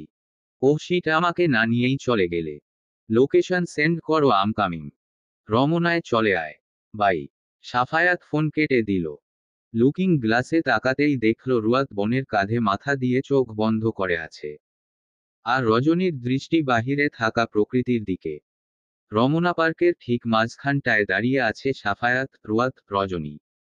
রুয়াত বোনের হাত ধরে চারিপাশ দেখছে। আশেপাশে প্রচুর মানুষের আনাগোনা। আকাশটা আগের তুলনায় আরো ঘুটঘুটে আঁধারে ডুবে গেছে। চারিপাশে ঝড়ো হাওয়া বইছে। রজনী মুগ্ধ হয়ে চারিপাশ দেখে চলছে। রুয়াতের এবার বিরক্ত লাগলো। সেই কখন থেকে দাঁড়িয়ে আছে তারা এখানে। আর কতক্ষণ দাঁড়িয়ে থাকবো আমরা? সাফায়াত ফোনের দিকে দৃষ্টি রেখেই বলে। আর দাঁড়িয়ে থাকতে হবে না, হাঁটা ধরুন। কোথায় হাঁটা ধরব? সামনে। রুয়াত বোনকে নিয়ে হাঁটা ধরল। হেঁটে ব্রিজটার উপর এসে দাঁড়ালো। সাফায়াতও দাঁড়িয়ে গেল। ইশারায় বুঝালো এখানে দাঁড়ালেন কেন। রুয়াত হ্যান্ড ব্যাগ থেকে ফোনটা বের করে বলে, কয়েকটা ছবি তুলব। এই আপা দাঁড়িয়ে পোজ নে। রজনী হকচকিয়ে গেল। এত মানুষের সামনে সে ছবি তুলবে? না না, আমি ছবি তুলব না। তুই দ্বারা, আমি তুলে দিচ্ছি ছবি। রুয়াত ফোনটা সাফায়াতের হাতে ধরিয়ে দিয়ে বলে, আমাদের ছবি তুলে দিন তো। রুয়াত বোনের পাশে দাঁড়িয়ে পোজ নিল। রজনী ঠাই দাঁড়িয়ে রইল। রুয়াত খোঁচা দিল, পোজ নে আপু। রজনী রুয়াতের হাত ধরে পোজ দিল। সাফায়াত পিক তুলে দিল। পিক তোলার সময় রুয়াতের দিকে পূর্ণ দৃষ্টি দিল। মেজেন্টা কালারের কুর্তিতে বেশ ভালোই লাগছে। ছবি তোলার পরপরই আকশের বুক চিরে ঝুম বৃষ্টির আগমন হলো ধরণীতে। সাফায়াত রুয়াতের দিকে তাকিয়ে বলে, ওই ছাউনির নিচে চলুন। রুয়াত দৌড়ে ছাউনির নিচে গেল। সাফায়াত রজনীও আসলো। রুয়াত মাথা থেকে বৃষ্টির পানি ঝেড়ে ফেলতে ফেলতে বলে, ঘুরার জন্য আর দিন পেলেন না? বৃষ্টির দিনই আসতে হলো। সাফায়াত আকাশের দিকে তাকিয়ে বলে, আমাকে কি সব জানতা মনে হয় আপনার? সকালের রোদ দেখে কেউ ভেবেছিল বিকেলে বৃষ্টি হবে। সাফায়াত পকেট থেকে ফোন বের করে সাদমানকে ফোন করে। বিরক্তের সহিতে বলে, কই তুই? তোর জন্য অপেক্ষা করতে করতে শহীদ হয়ে যাচ্ছি। সাদমান গাড়ি থেকে দুটো ছাতা নিয়ে একটা ফুটিয়ে রমনার ভেতর ঢুকতে ঢুকতে বলে, এই তো আমি এসে গেছি ব্রো। তোমরা কোথায় দাঁড়িয়ে আছো? ছাউনির নিচে। ওকে, আম কামিং। রুয়াত সাফায়াতের কথোপকথন গুলো শুনল। কে আসছে? সাফায়াত ফোন পকেটে ভরতে ভরতে বলে, আমার ছোট ভাই। নাম কি? সাদমান হোসাইন। ওহ, সে কত দূর? ওই তো এসে পড়েছে। সাফায়াত সামনের দিকে দৃষ্টি দিয়ে বলল। রুয়াত তাকালো। ব্লু কালারের শার্ট পরিহিত, মাথায় ছাতা নিয়ে এদিকে এগিয়ে আসছে। ধবধবে ফর্সা শরীরের রং। সাফায়াতের থেকেও উজ্জ্বল রং তার। সাদমান সাফায়তদের সামনে এসে মুখে হাসি ঝুলিয়ে বলে, আসসালামু আলাইকুম ভাবি। ভালো আছেন? রুয়াত মুচকি হেসে বলে, ওয়ালাইকুমুস সালাম। ভালো আছি। আপনি? আমি তো ফার্স্ট ক্লাস আছি। তো ভাই চলো রেস্টুরেন্টে যাওয়া যাক। ছাতাটা দে। সাদমান হাতে থাকা ছাতাটা সাফায়াতের হাতে দেয়। সাফায়াত ছাতাটা ফুটিয়ে রুয়াতের দিকে তাকিয়ে বলে, আসুন। রুয়াত বোনের দিকে একবার তাকায়। আপু, আমি আপনি হবে এক ছাতার তলে। ভিজে যাব তো। সাফায়াত তপ্ত শ্বাস ফেলল। এ মেয়ে যে ভীষণ বন পাগল তা এতক্ষণে বুঝে গেছে। একটুর জন্য হাতছাড়া করেনি রজনীর। আপনি আসুন। রজনীকে সাদমান নিয়ে আসবে। রুয়াত বোনের হাত ছেড়ে দিয়ে বলে, আপু তুমি এই ভাইয়াটার সাথে আসো। রজনী তাকালো সাদমানের দিকে। সাদমান এতক্ষণ খেয়ালি করেনি রজনীকে। সাদমান সাফায়ত এর দিকে চেপে গিয়ে বলে, ব্রো এটা তোমার শ্যালিকা? হ্যাঁ বড় শ্যালিকা। মানে আমার বড় সে তাহলে? হ্যাঁ। সাদমান হতাশ হলো। এত সুন্দর একটা মেয়ে তার সিনিয়র দেখে। সাফায়াত রুয়াতকে নিয়ে চলে গেল। সাদমান রজনীর সামনে দাঁড়িয়ে বলল, আসুন মিস সিনিয়র। রজনী ছাতার নিচে দাঁড়ালো। সাদমান এর থেকে অনেকটাই দূরত্ব রেখে। সাদমান রজনীর দিকে তাকালো। খুবই সুশ্রী রূপ মেয়েটার। সাদামাটা মুখের গড়ন। মনের মতোই তো সব হচ্ছিল। বৃষ্টিও পড়ল প্রথম সাক্ষাতে। কিন্তু এ তো সিনিয়র। বিষয়গুলো নিয়ে ভাবতে ভাতেই রেস্টুরেন্টে এসে পৌঁছে গেল। সাফায়াত রুয়াতকে নিয়ে এক টেবিলে বসেছে। সেখানে চেয়ার দুটোই।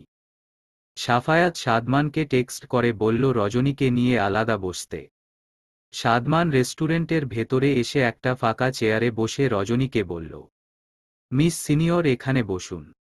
ব্রো আর ভাবির ওদিকে না যাওয়াটাই বেটার। তাদের স্পেস দরকার।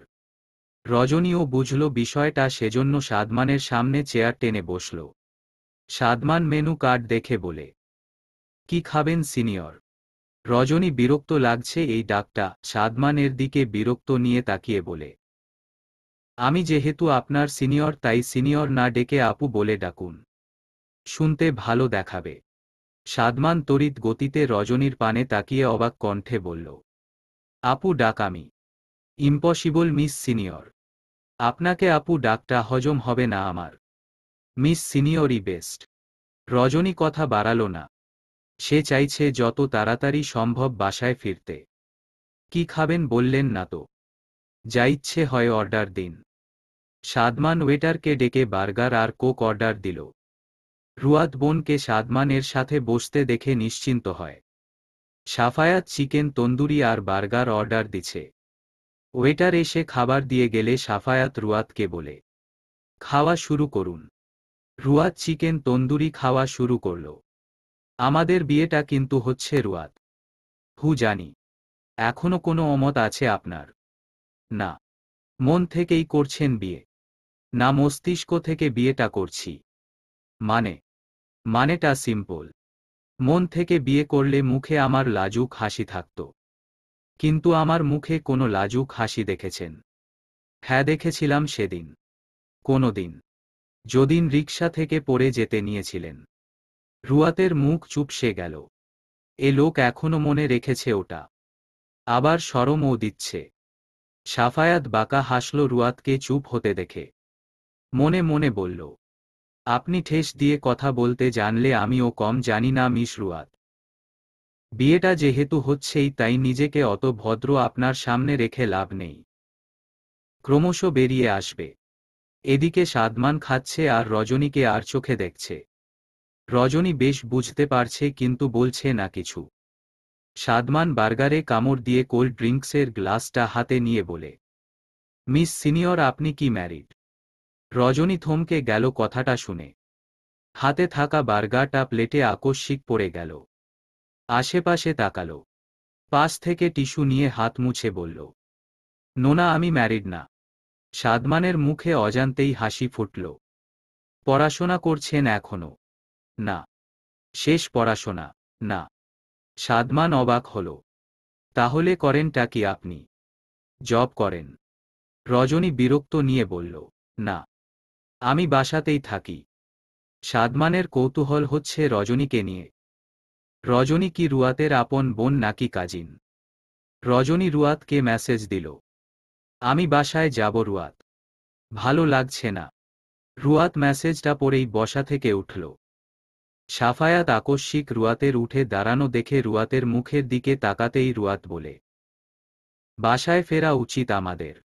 সন্ধ্যা হয়ে গেছে। সাফায়াত তাকালো থাই গ্লাসের দিকে। সত্যি সন্ধ্যা হয়ে এসেছে। সাফায়াত বিল পে করে সাদমানদের টেবিলে আসল। সাদমান এখনো খাচ্ছে। সাফায়াত বিরক্ত নিয়ে বলল, আরও ৩-৪টা খাবার অর্ডার দেই। খেয়ে এখানেই থেকে যা আজকের রাতটা। সাদমান বার্গারের লাস্ট টুকরোটা মুখে দিয়ে টিস্যু হাতে নিয়ে উঠে বলে, নো ব্রো আমার পেট ভরে গেছে। সাফায়াত রুয়াতের দিকে তাকিয়ে বলে চলুন। রুয়াত বোনের হাত ধরে হেঁটে বের হয় রেস্টুরেন্ট থেকে। রজনী রুয়াতের কানে ফিসফিস করে বলে, আমি কি বাচ্চা যে হাত ধরে ধরে হাঁটিস? রুয়াত হাসল, কিছু বলল না। গাড়িতে উঠে মনে মনে বলল, আমার কাছে তুমি বাচ্চাই আপু। তোমাকে যে কেন সাথে সাথে রাখছি তা তুমি বেশ বুঝতে পারছো। সাদমান তার গাড়ি করে বাসায় চলে যায়। আর সাফায়াত রুয়াতদের বাসায় পৌঁছে দিয়ে আসে। পরের দিন সকালে রুয়াত ভার্সিটি আসে। ভার্সিটির গেট দিয়ে ভেতরে ঢুকতে না ঢুকতেই রোহান এসে সামনে দাঁড়াল। রুয়াতের কপালে ভাঁজ পড়ল। চুলগুলো উস্খুস্কো, শুষ্ক ঠোঁট। কেমন একটা অগোছালো ভাব রোহানের মধ্যে। তার জানা মতে এই ছেলেটা বেশ পরিপাটি স্টাইলিশ সেজে আসে ভার্সিটিতে। রুয়াত পাশ কাটিয়ে চলে যেতে নিলে রোহান পথ আগলে দাঁড়াল। রুয়াত রাগান্বিত হয়ে বলল, আশ্চর্য, সমস্যা কি আপনার? সরে দাঁড়ান সামনে থেকে। রোহান সরল না, আগের ন্যায় দাঁড়িয়ে থাকল। মেয়েটাকে ফাইনালি দেখতে পেল। তৃষ্ণার তো চোখ দুটো শীতল হল। কাল ভার্সিটি আসোনি কেন? আমার বিয়ে হবু জামাই নিয়ে ঘুরতে গেছিলাম। রোহান হাসল।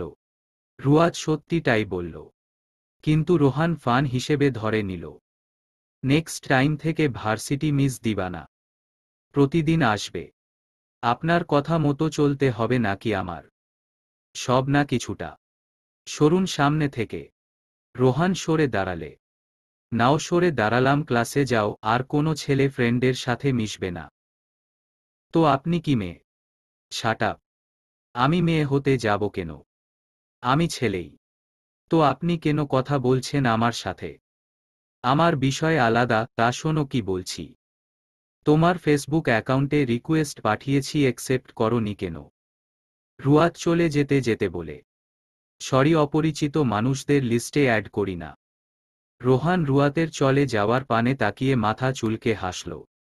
নেহাল রোহানের দিকে অবিশ্বাসের চাহনি নিয়ে বলে, হোয়াটস রং উইথ ইউ রোহান? একটা মেয়ের পিছে এভাবে ঘুরছিস কেন? এটা তোর স্বভাবের সাথে যাচ্ছে না একদমই। রোহান নেহালের গলা এক হাত দিয়ে জড়িয়ে ধরে মাঠের মাঝখানে হেঁটে এসে বলে, মনের উপর কন্ট্রোল রাখা বড় দায় নেহাল। তার মানে তুই? রোহান ছেড়ে দিল নেহালকে। দুহাত মেলে দিয়ে চোখ বন্ধ করে বলল, yes Nehal, I am in love. কালকে সারাটা দিন চাতকের মতো খুঁজেছি পুরো ভার্সিটি এই মেয়েটাকে। একদিন না দেখাতেই কি অবস্থা হয়েছিল আমার, ইউ নো না। নেহাল ভীষণ অবাক হচ্ছে এই রোহানকে দেখে। রোহানের মতো মানুষ কোনো মেয়েকে ভালোবাসছে, তাও সেটা নিজ থেকে আগ বাড়িয়ে। এদিকে শিকদার বাড়িতে রজনী নিজের রুমে বসে আছে। বাহিরেই ড্রয়িং রুমে রুয়াতের বিয়ের শাড়ি দেখা হচ্ছে। স্বামীরা শিকদার ডেকে গেছে রজনীকে, কিন্তু রজনী যায়নি। বেনারসি দেখলেই তার অতীত মনে পড়ে। এই তিক্ত অতীত চেয়েও পারছে না ভুলতে। লাল যেমন প্রণয়ের রঙে রাঙিয়েছিল তাকে, তেমনি এই লালি তাকে ধ্বংসের দিকে ধাবিত করবে। ভার্সিটি শেষ হতেই রুয়াত রিকশার জন্য দাঁড়িয়ে আছে। রোহান মাঠেই ছাউনিতে বসে ছিল গিটার হাতে ফ্রেন্ডদের সাথে। মূলত সে বসে অপেক্ষা করছিল রুয়াতের ছুটির। রুয়াতকে ক্লাস থেকে বের হতে দেখেই তৎক্ষণাৎই ছাউনি থেকে বের হয়ে আসে রুয়াতের পেছনে। হেই রুয়াত। রুয়াত ঘাড় ঘুরিয়ে তাকালো, রোহানকে দেখে ভ্রু কুঁচকে আসল। হোয়াট? রিকশার জন্য দাঁড়িয়ে আছো? হ্যাঁ। রোহান হাঁটা ধরল সামনের দিকে।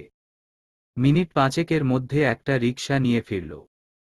রুয়াতের সামনে রিকশাটাকে দাঁড় করিয়ে বলল, এই রিকশাওয়ালা মামা, উনাকে স্ট্যান্ড অবধি পৌঁছে দিয়ে আসবা।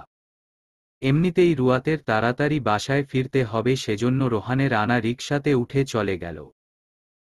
স্ট্যান্ডে পৌঁছে রিকশাওয়ালাকে ভাড়া দিতে চাইলে রিকশাওয়ালা বলেন, ভাড়া দিয়ে দিছে মামায়। রুয়াত তবুও সাধল, কিন্তু নিল না। বাস চলে আসায় রুয়াত আর সাধল না। আবার ভার্সিটি আসলে লোকটাকে টাকাটা দিয়ে দিবে। সাফায়াত ভার্সিটি থেকে বের হতেই দেখে সেদিনের সেই ছেলেটা বাহিরে মুখে হাসি লেপ্টে দাঁড়িয়ে আছে। সাফায়াত এক নজর সেই মুখের দিকে তাকিয়ে চলে আসল। রোহান ঘুরে ভার্সিটির ভেতরে চলে আসল। এত খুশি, আনন্দ লাগছে কেন? রোহান ছাউনির নিচে দাঁড়িয়ে নেহালের হাত থেকে গিটারটা নিয়ে গান ধরল। তুমি না ডাকলে আসব না, কাছে না এসে ভালোবাসব না। দূরত্ব কি ভালোবাসা বাড়ায়, নাকি চলে যাওয়ার বাহানা বানায়? দূরের আকাশ নীল থেকে লাল, গল্পটা পুরনো। ডুবে ডুবে ভালোবাসি, তুমি না বাসলেও আমি বাসি। নেহাল সহ ওর সব ফ্রেন্ড মুগ্ধ হয়ে শুনল রোহানের গান। রোহান গিটারে সুর তুলছে আর মুখে লেগে আছে সেই মাতাল করা হাসি। চোখের সামনে ভাসছে রুয়াতে মুখখানা। কিভাবে কি হয়ে গেল চোখের নিমিষেই। রুয়াতের বাসায় আসতে আসতে 3:30 বেজে যায়। সার ঘরে মা বোনকে বসে থাকতে দেখে কাঁধের ব্যাগটা সোফায় রেখে বসে পড়ে। স্বামীরা শিকদার মেয়েকে দেখে বলেন, রুমে যা গিয়ে দেখ কোন শাড়িটা পছন্দ হয়। রুয়াত অবাক হয়ে বলল, কিসের শাড়ি মা? কিসের আবার বিয়ের? যা দেখে আয়। রুয়াত রুমে আসলো। বিছানায় 4টা শাড়ি, বেনারসি 2টো লাল আর কমলা আর একটা হলুদের শাড়ি। বেনারসি 2টো দেখে 2টো হাতে নিয়ে নিচে আসে। স্বামীরা শিকদার এর সামনে দাঁড়িয়ে বলে, বেনারসি 2টো কেন মা? স্বামীরা শিকদার বড় মেয়ের দিকে তাকালো।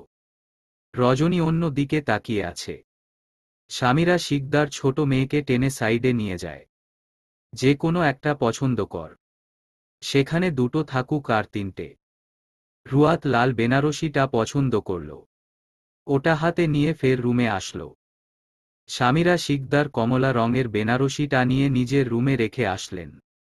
আর 2 দিন বাদে ছোট মেয়ের বিয়ে। ঘরোয়া ভাবেই বিয়েটা। আত্মীয় স্বজন বলতে 2-1 জন আসবে। বাড়িঘর তেমন সাজানো হয়নি বিশেষ কারণে। খুবই সিম্পল ভাবে বিয়ে, যেমন কাবিন করার সময় হয় তেমন ভাবেই। কবির শিকদার 3 দিনের ছুটি নিবেন অফিস থেকে, সেজন্য আজ বেশি করে কাজ করে রাখছেন অফিসে। রুয়াদ বেকনিতে বসে আছে, কানে তার হেডফোন। ফোনে বাজছে গান। 2 দিন পর বিয়ে, অথচ হবু স্বামীর সাথে তেমন একটা কথাবার্তা হয় না। বিয়ের পর স্বাভাবিক সম্পর্কে যেতে কত সময় লাগবে কে জানে। কথাটা ভাবতেই ফোনে ফোন কল আসে। রুয়াদ ভাবে সাফায়াতের ফোন কল, তাই কিছুটা হাসি আসে মুখে। কিন্তু পরক্ষণে আননোন নম্বর দেখে ভ্রু কুঁচকে আসে। ফোন ধরল না রুয়াত।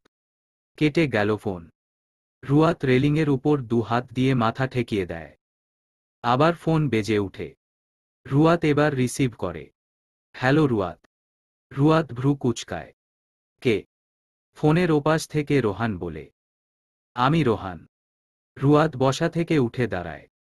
আমার ফোন নম্বর কোথায় পাইছেন? কালেক্ট করছি অফিস থেকে। ফোন কেন দিয়েছেন? এমনি মনে হলো ঘুমানোর আগে এখন তোমার কণ্ঠস্বরটা একটু শোনা উচিত। রুয়াত ফোন কেটে দিল। যার কণ্ঠস্বর শোনার জন্য ফোনের অপেক্ষায় আছে সে ফোন দেয় না। আরেকজন তার কণ্ঠের স্বর শোনার জন্য ফোন দিচ্ছে। রোহান কেটে দেওয়া ফোনের দিকে তাকিয়ে রইল। ইস, মেয়েটা কি বুঝতে পারছে রোহান নামক ছেলেটা মারাত্মকভাবে ভালোবেসে ফেলছে তাকে। নিজের রুমে বসে আছে সাফায়াত। সামনেই বসে আছে সাদমান। সাদমান সাফায়াতও এর বিয়ের সাদা পাঞ্জাবিটা মেলে ধরেছে। ব্রো, পাঞ্জাবিটা অনেক সিম্পল। বিয়েতে কেউ সিম্পল পরে? সাফায়াত তাকালো সাদমানের দিকে। আমি পরি। রসকসহীন কাঠখোট্টা মানুষ তুমি। সবার থেকে ভিন্ন রসেরই তো হবে। জানিসই তো, তাহলে বলছিস কেন? এবার তো নিজেকে বদলাও। বিয়ে করছো তুমি, রোমান্টিক হতে শিখো। সাফায়াত ভ্রু কুঁচকে বলল, তুই শিখাবি আমায়? তোর থেকে শিখতে হবে। রোমাঞ্চ কি আমি তোর সাথে করব?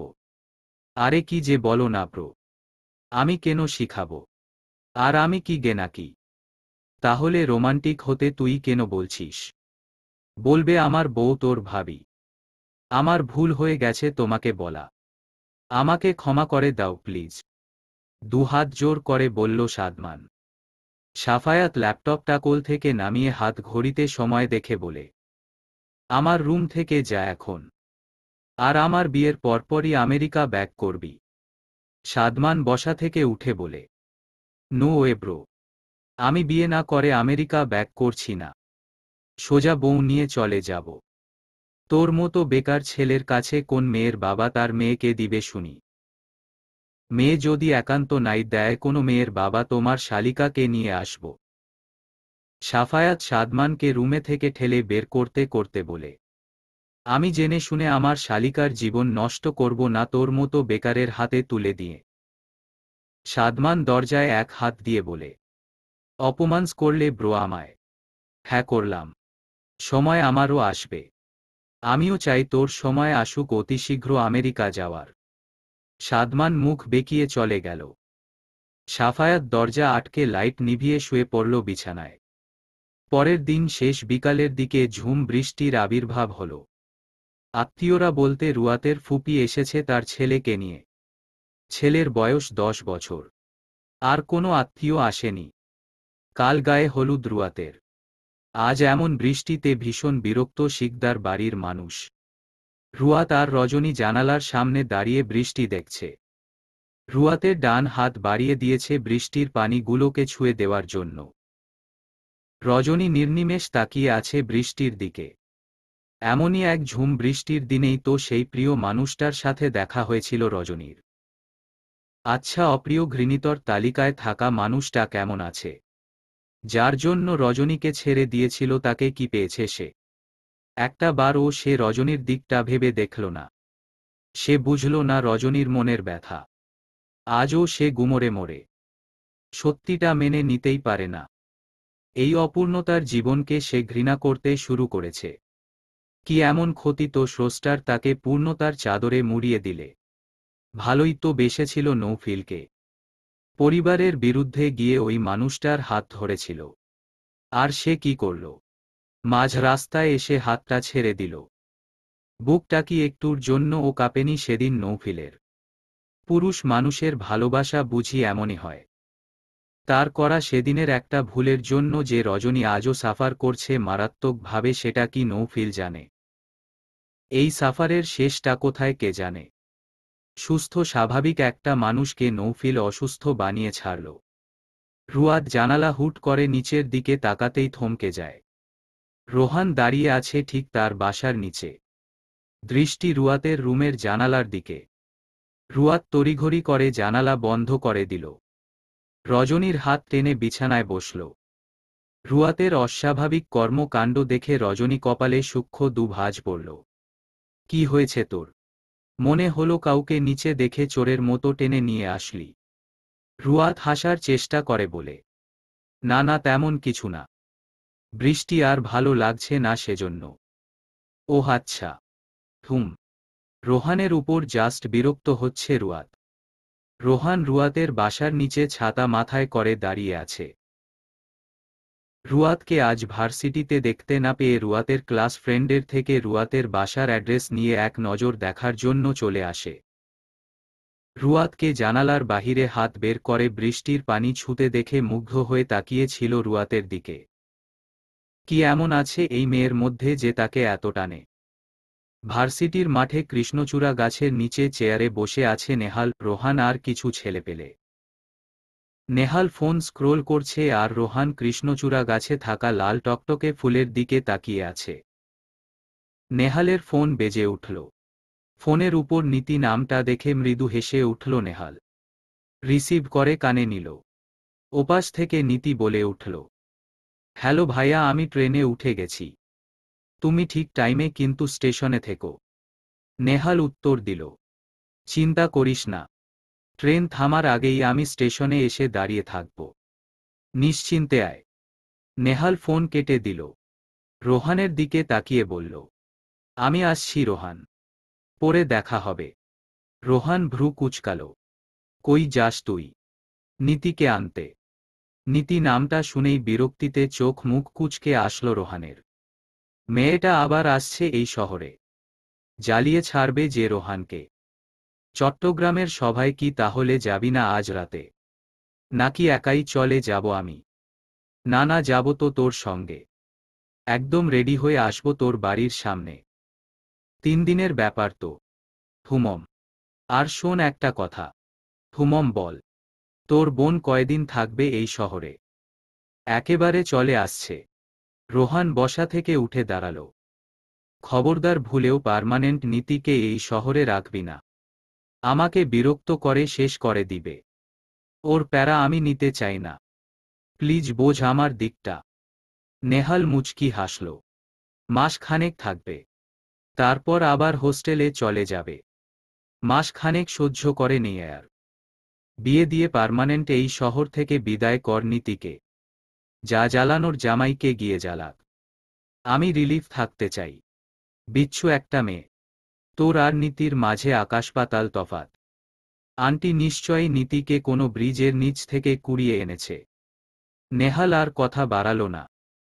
যে ছেলে বুঝেও বুঝে না কেন নীতি তাকে এত জ্বালায় তার সাথে তর্কে যাওয়াটাই বৃথা।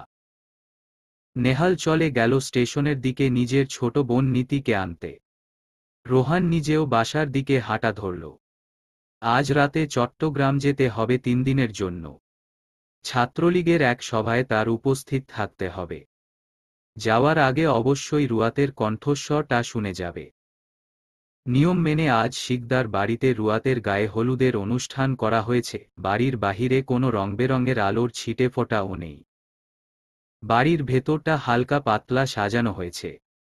বাহির থেকে কেউ বলতেই পারবে না এ বাড়িতে বিয়ের উৎসব লেগেছে। রুয়াত হলুদের শাড়িটা পরে বাসাতেই নিজ নিজ সেজেছে। যেহেতু সে নিজেই সাজের কাজটা ভালো পারে সেজন্য আর টাকা খরচ করে পার্লারে যায়নি সাজতেন। আয়নার সামনে বসে নিজেকে দেখছে। ও বাড়ি থেকে সানজিদা আর সাদমান এসেছে। সানজিদা রুয়াতের রুমের বিছানায় বসে তার দিকে তাকিয়ে আছে। হলো তোমার ভাবি? রুয়াত ঘাড় বেঁকিয়ে তাকাল। মৃদু হেসে বলল, হ্যাঁ। তাহলে চলো। সানজিদা রুয়াতকে নিয়ে ড্রয়িং রুমে চলে গেল। রজনী আজ বাসন্তী কালারের শাড়ি পরেছে। চুলগুলো হাত খোপা করা। মুখে কোনো প্রসাধনীর ব্যবহার নেই। আয়নার সামনে দাঁড়িয়ে নিজেকে দেখে নিল। 2 বছর পর আজ শাড়ি পরল রজনী। রজনীকে শাড়িতে ভীষণ পছন্দ করত নৌফিল। কথাটা ভাবনায় আসতেই বুক ফেটে কান্নার দলাগুলো বেরিয়ে আসতে চাইল। রজনী সংযত করে নিল। অতঃপর শাড়ির কুচিগুলো ধরে নিচে আসল। সাদমান শিকদার বাড়িতে আজ প্রথম এসেছে। সেজন্য হেঁটে হেঁটে দেখছে পুরো বাড়ি। বাড়ির ভেতরটা দেখে বোঝায় যায় এ বাড়ির লোকগুলো বেশ শৌখিন। এই বাড়িতে ছোট্ট একটা লাইব্রেরি আছে। সেখানে বুক শেলফে হরেক রকমের দেশি বিদেশি বইয়ের সমাহার। সাদমানের লাইব্রেরিটা বেশ পছন্দ হল। লাইব্রেরি থেকে বের হয়ে মাথা উঁচু করতেই সাদমানের হৃৎস্পন্দন থেমে গেল। মিস সিনিয়র শাড়ি পরেছে। মুখে সাজের ছিটেফোঁটাও নেই, তবুও কি সুন্দর লাগছে তাকে। রজনী ড্রয়িং রুমের এক কোণায় গিয়ে বসল। সোফায় কবির শিকদার, সামিরা শিকদার, রজনীর ফুপি, সানজিদা আর রুয়াত বসে আছে। সাদমান এগিয়ে আসল। সামিরা শিকদার তারা দিল হলুদ গায়ে ছোঁয়ানোর জন্য।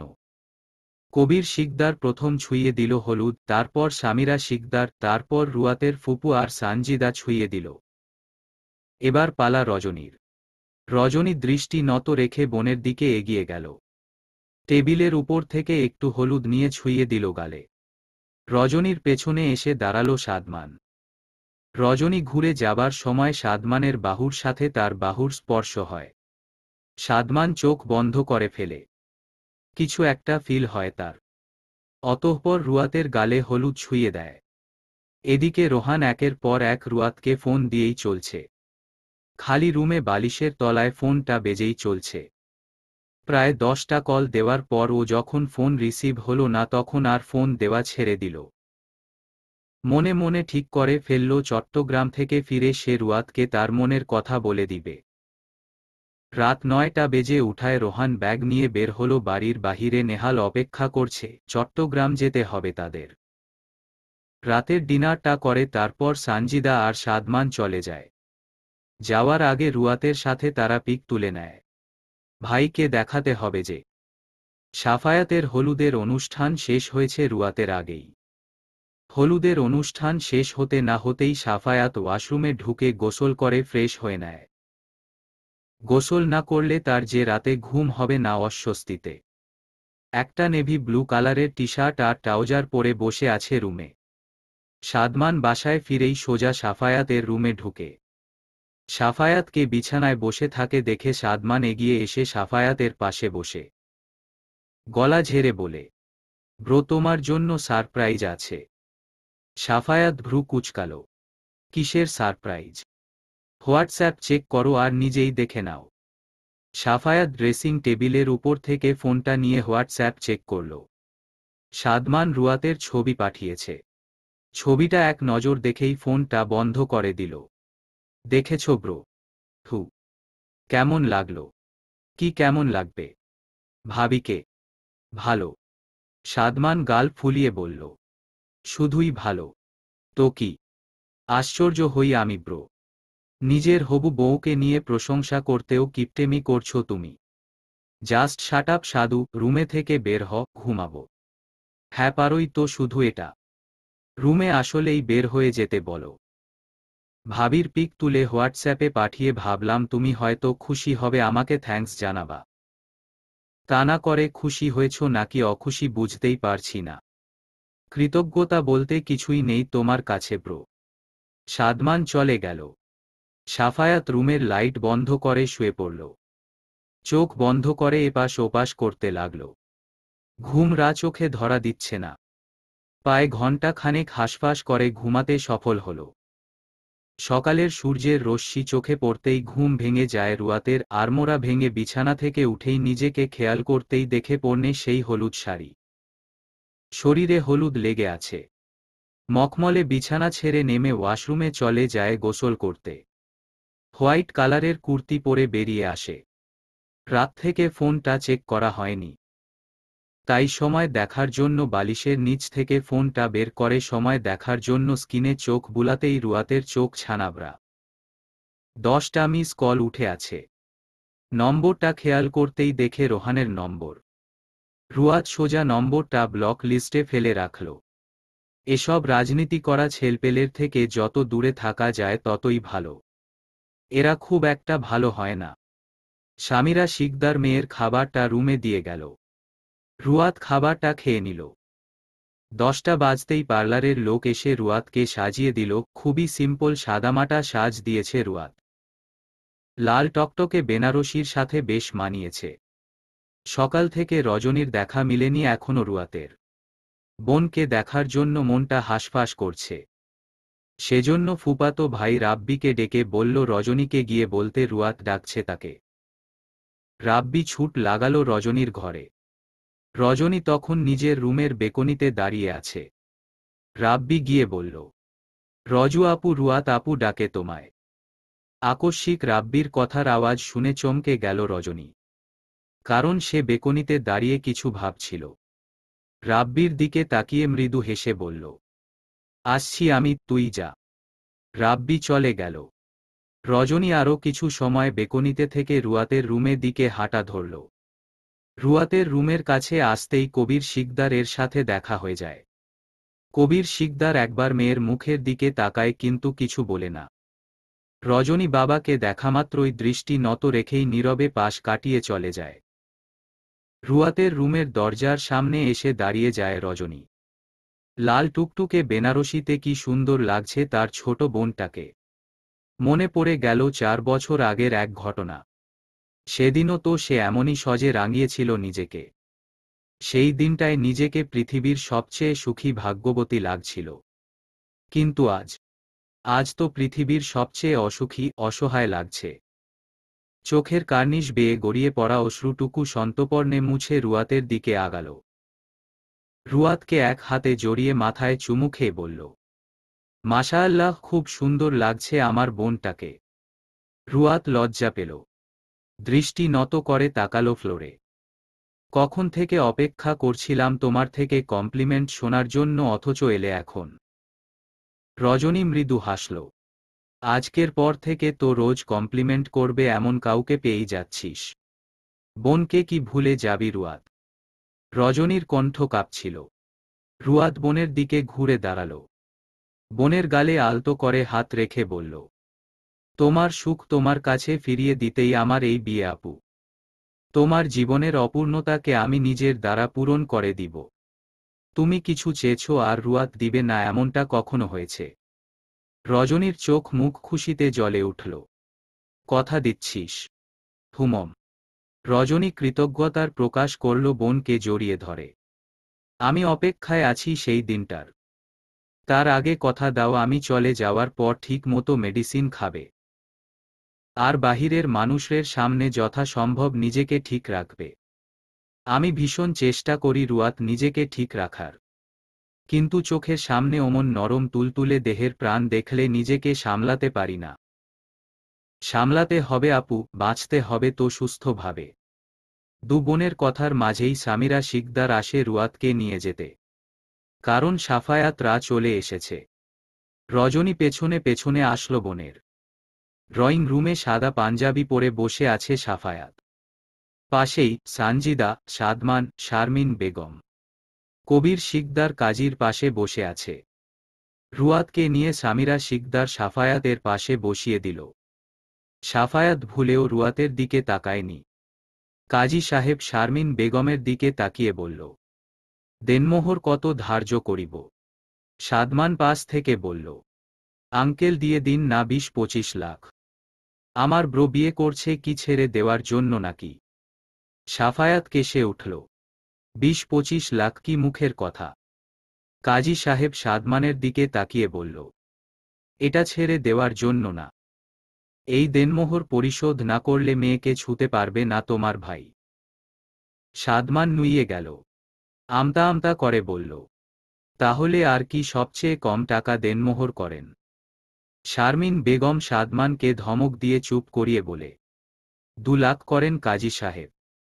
কাজী সাহেব শারমিন বেগমের কথা মতোই 2 লাখ টাকা ধার্য করলেন দেনমোহরে। এবার রুয়াতের কবুল বলার পালা। রুয়াতকে কবুল বলতে বললে রুয়াত বোনের দিকে তাকায়। বোনের মুখে আগাম পেতে যাওয়া কিছুর আনন্দ এখনই চোখ মুখে উপচে পড়ছে। যখন হাতে পাবে তখন তাহলে খুশির সীমানাটা কোথায় গিয়ে ঠেকবে ভাবতেই রুয়াতের মুখে হাসি ফুটল।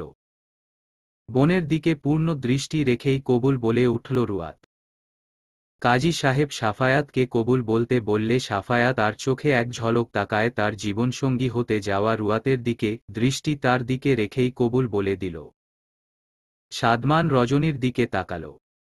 মেয়েটাকে দেখে মনে হচ্ছে মেয়েটা বোনের বিয়ে উপলক্ষে এক্সট্রা যে সাজ বা নতুন জামাকাপড় পরার সেটা তার মধ্যে নেই। অথচ চোখ মুখে এত আনন্দের খেলা দেখে মনে হচ্ছে বোনের বিয়েতে সবচেয়ে খুশি রজনী। মিস সিনিয়রকে অদ্ভুত লাগে সাদমানের কাছে। যেন তেন অদ্ভুত না, ভীষণ অদ্ভুত। অন্যান্যদের থেকে অনেকটাই আলাদা এই মেয়ে, কিছু একটা আছে এর মাঝে।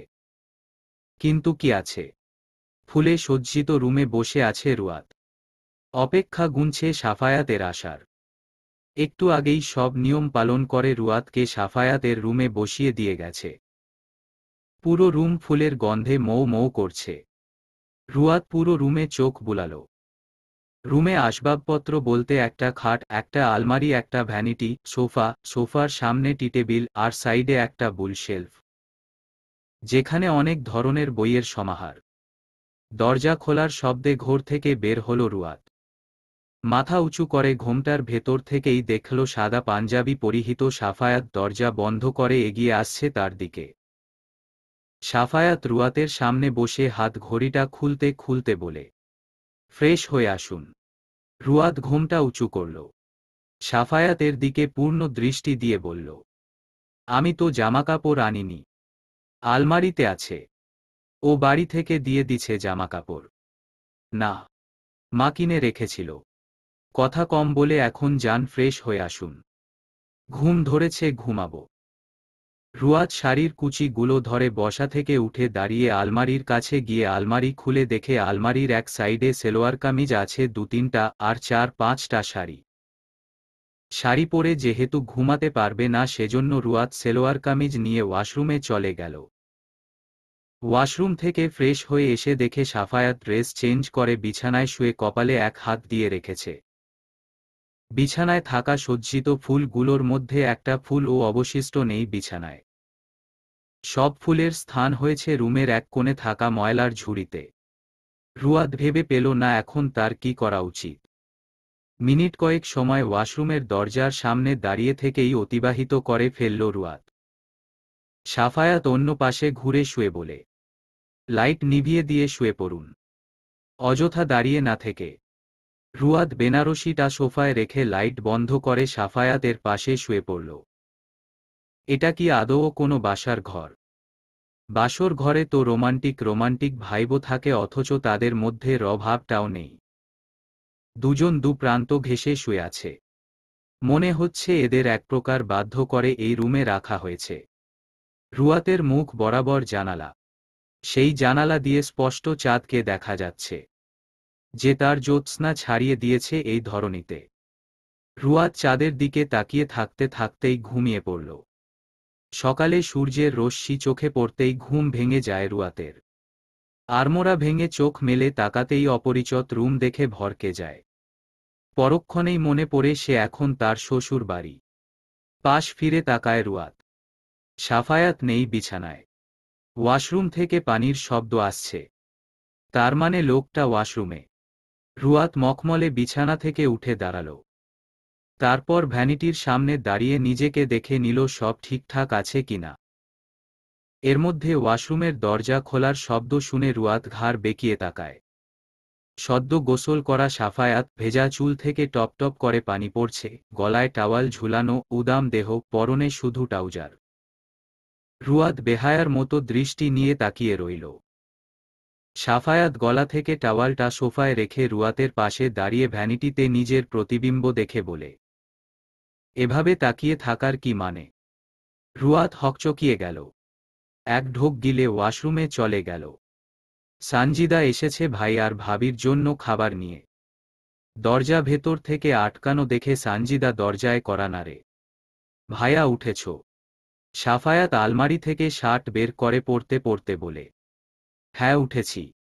খাবার নিয়ে এসেছি। সাফায়াত দরজা খুলে দিল। সানজিদা খাবারের ট্রেটা নিয়ে ভেতরে ঢুকে টিটেবিলের উপর রেখে দেয়। খাবারটা খেয়ে ভাবিকে নিয়ে নিচে আসতে বলছে মা।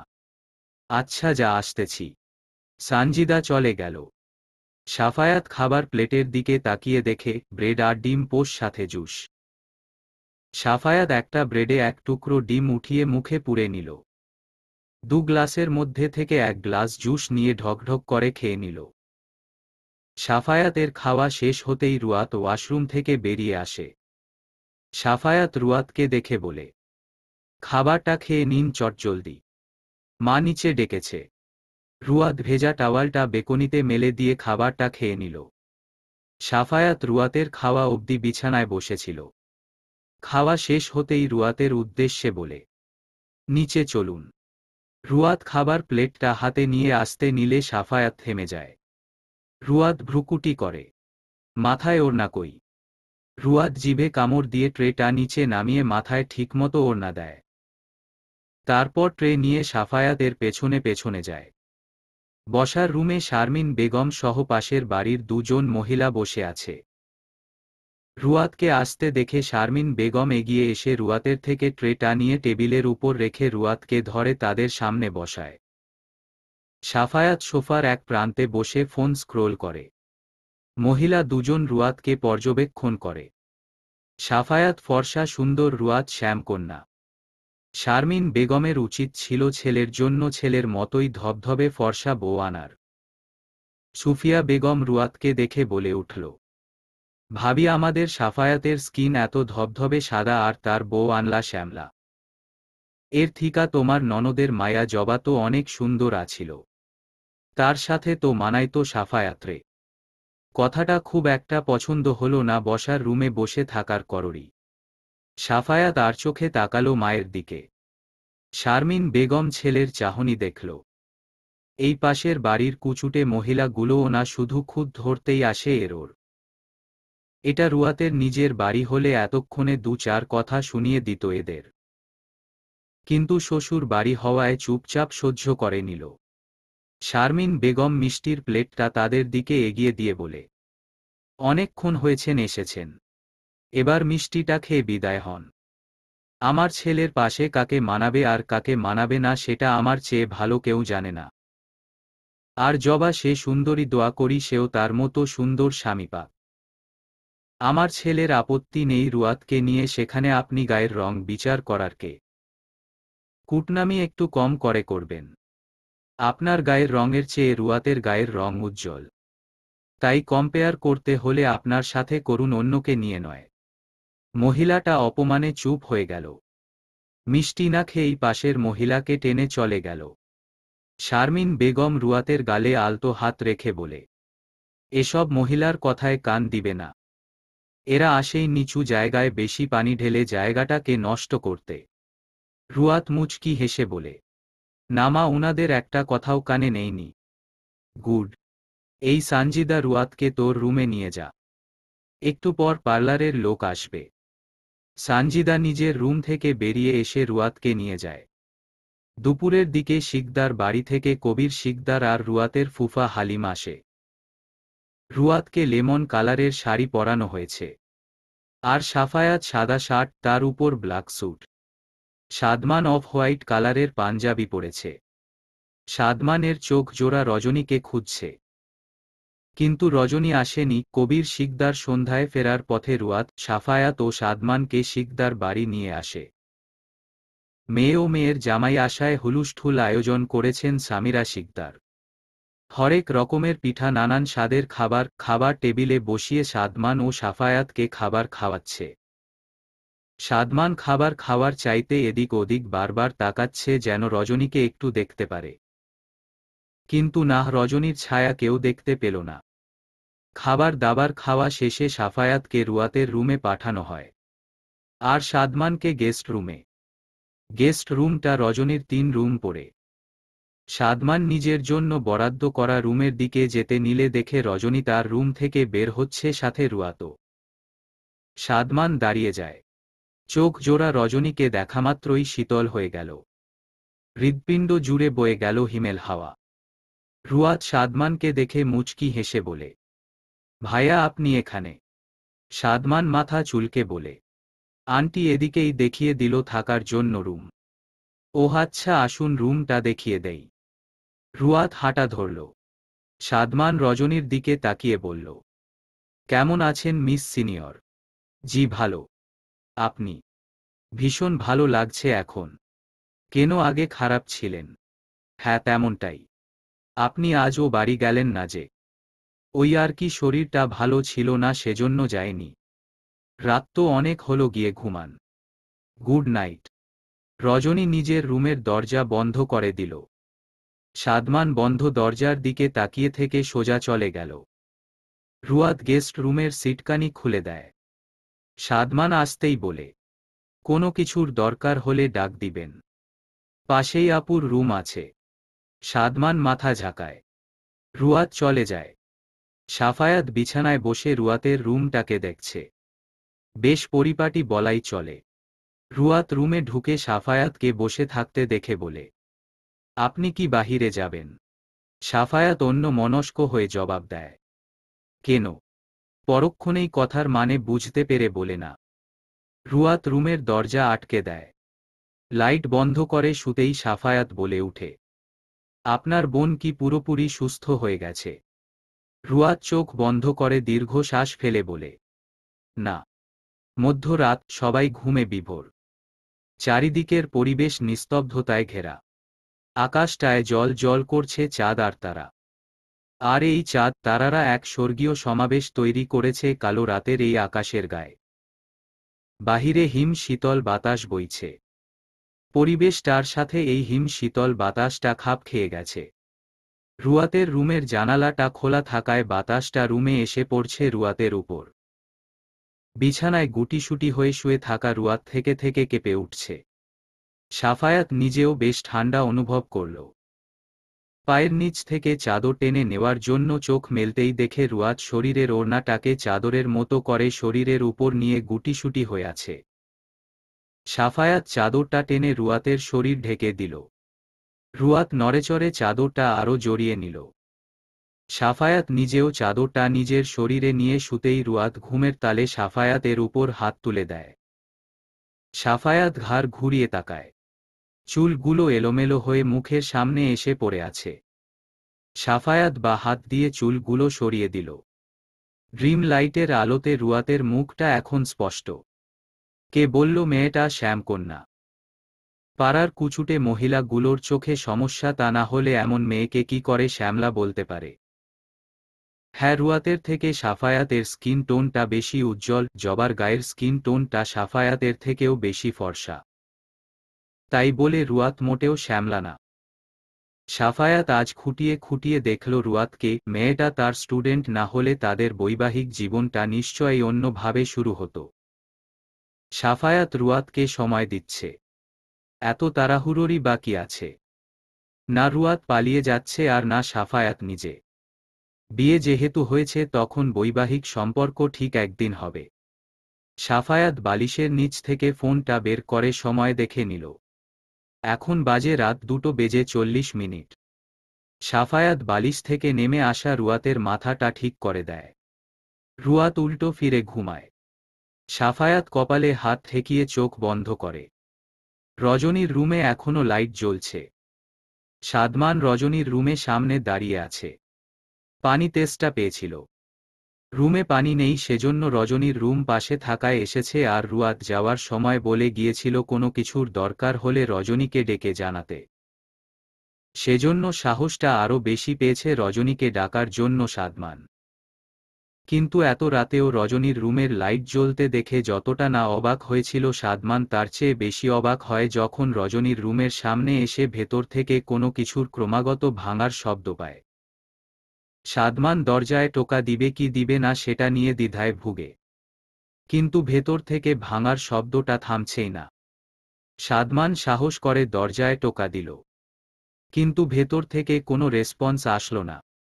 সাদমান এবার রজনীর নাম ধরে ডাকল। মিস সিনিয়র, শুনছেন?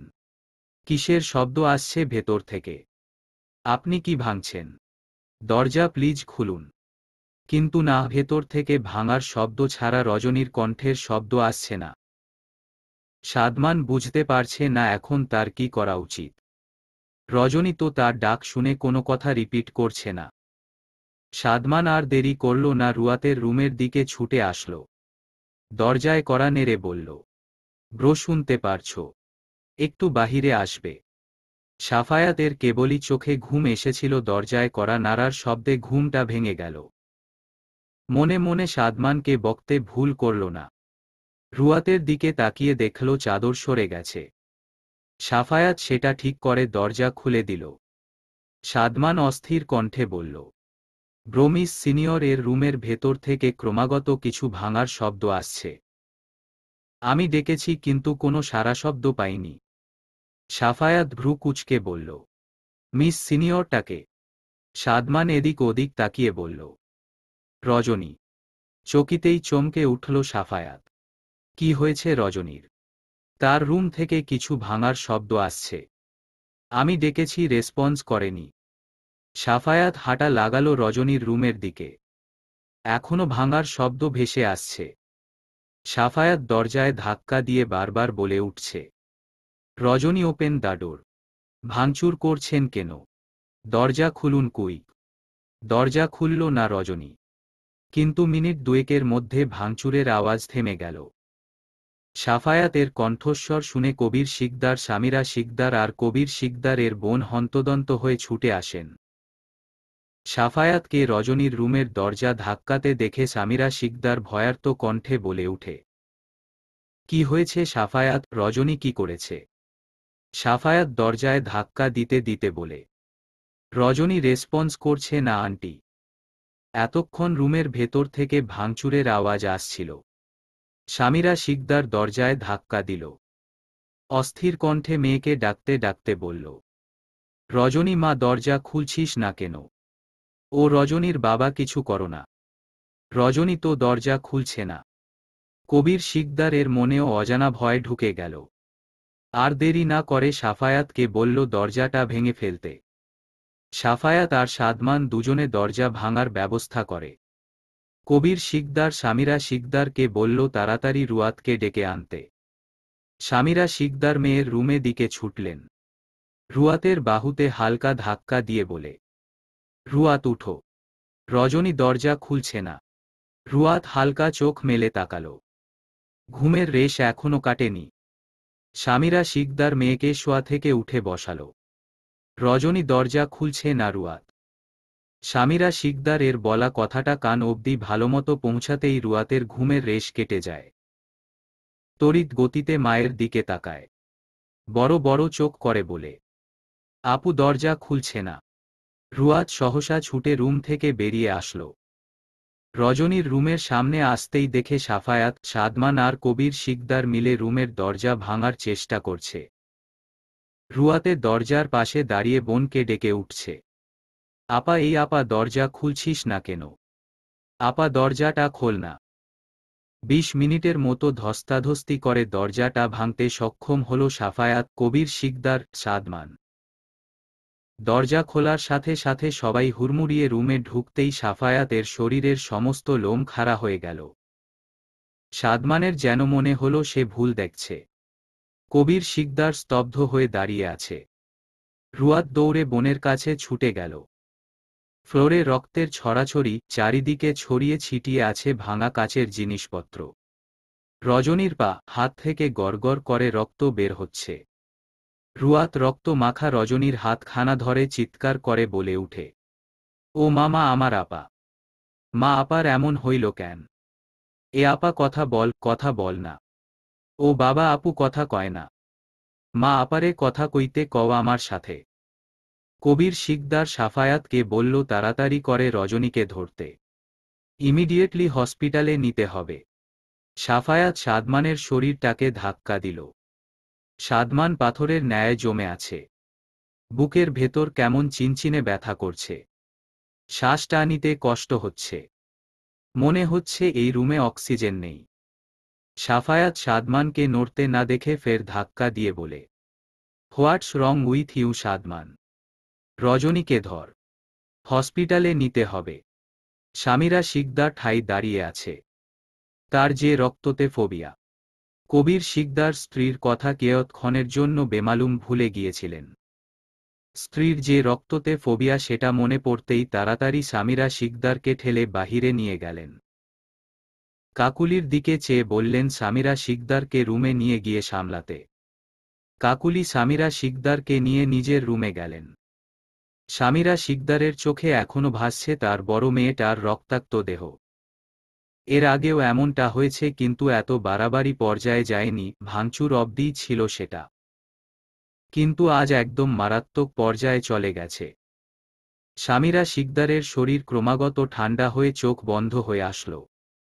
কাকুলি সামিরা শিকদারকে চোখ বন্ধ করতে দেখে সহসা সামিরা শিকদারকে ধরে ফেলে। দু বাহু ধরে ঝাঁকাতেই সামিরা শিকদার শরীরের সমস্ত ভার ছেড়ে দেয়। কাকুলি চিৎকার করে ভাইকে ডাকে। এদিকে কবির শিকদার বোনের ডাক শুনে বুঝতে পেরে যায় অঘটনটা ঘটেই গেছে। মেয়ের পেছনে ছুটবে নাকি স্ত্রীর পেছনে?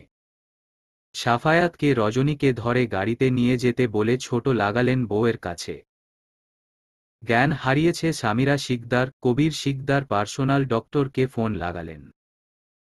এই মধ্যরাতে আসতে বললেন শিকদার বাড়িতে। ডক্টর আসতে রাজি হননি, কবির শিকদার তার সিচুয়েশনটা জানাতেই আসতে রাজি হলেন। বোনকে বলে গেলেন ডক্টর এসে পড়বে, সে যেন সামিরা শিকদারকে সামলায়। কবির শিকদার গাড়ির কাছে আসলেন। রুয়াত গাড়িতে উঠে বসেছে। কবির শিকদার ও উঠে বসলেন। সাফায়াত আর সাদমান রজনীকে রুয়াতের কোলের উপর শুইয়ে দেয়। রুয়াতের অবস্থাও বাজে। কান্নাকাটি করার ফলে চোখ মুখ ফুলে গেছে। চুলগুলো এলোমেলো হয়ে আছে। বারবার বোনের গালে আলতো করে থাপ্পড় দিয়ে বলছে বোনকে উঠতে। সাদমান একটু পর পর রক্তে মাখা রজনীর দেহটার দিকে তাকাচ্ছে। ঘুমানোর আগেও তো তার মিস সিনিয়র এর সাথে কথা হলো। কয়েক ঘন্টার ব্যবধানে কি থেকে কি হয়ে গেল। মেয়েটার রক্তাক্ত দেহটার দিকে তাকালেই নিঃশ্বাসটা বন্ধ হয়ে আসছে। মেয়েটা এমন করল কেন? কি এমন হয়েছিল যে নিজেকে এভাবে আঘাত করল? চলবে গল্প গোধূলির শেষ বিকেলে তুমি আমি। লেখনীতে রাইহা জুবায়ের রিপ্তি।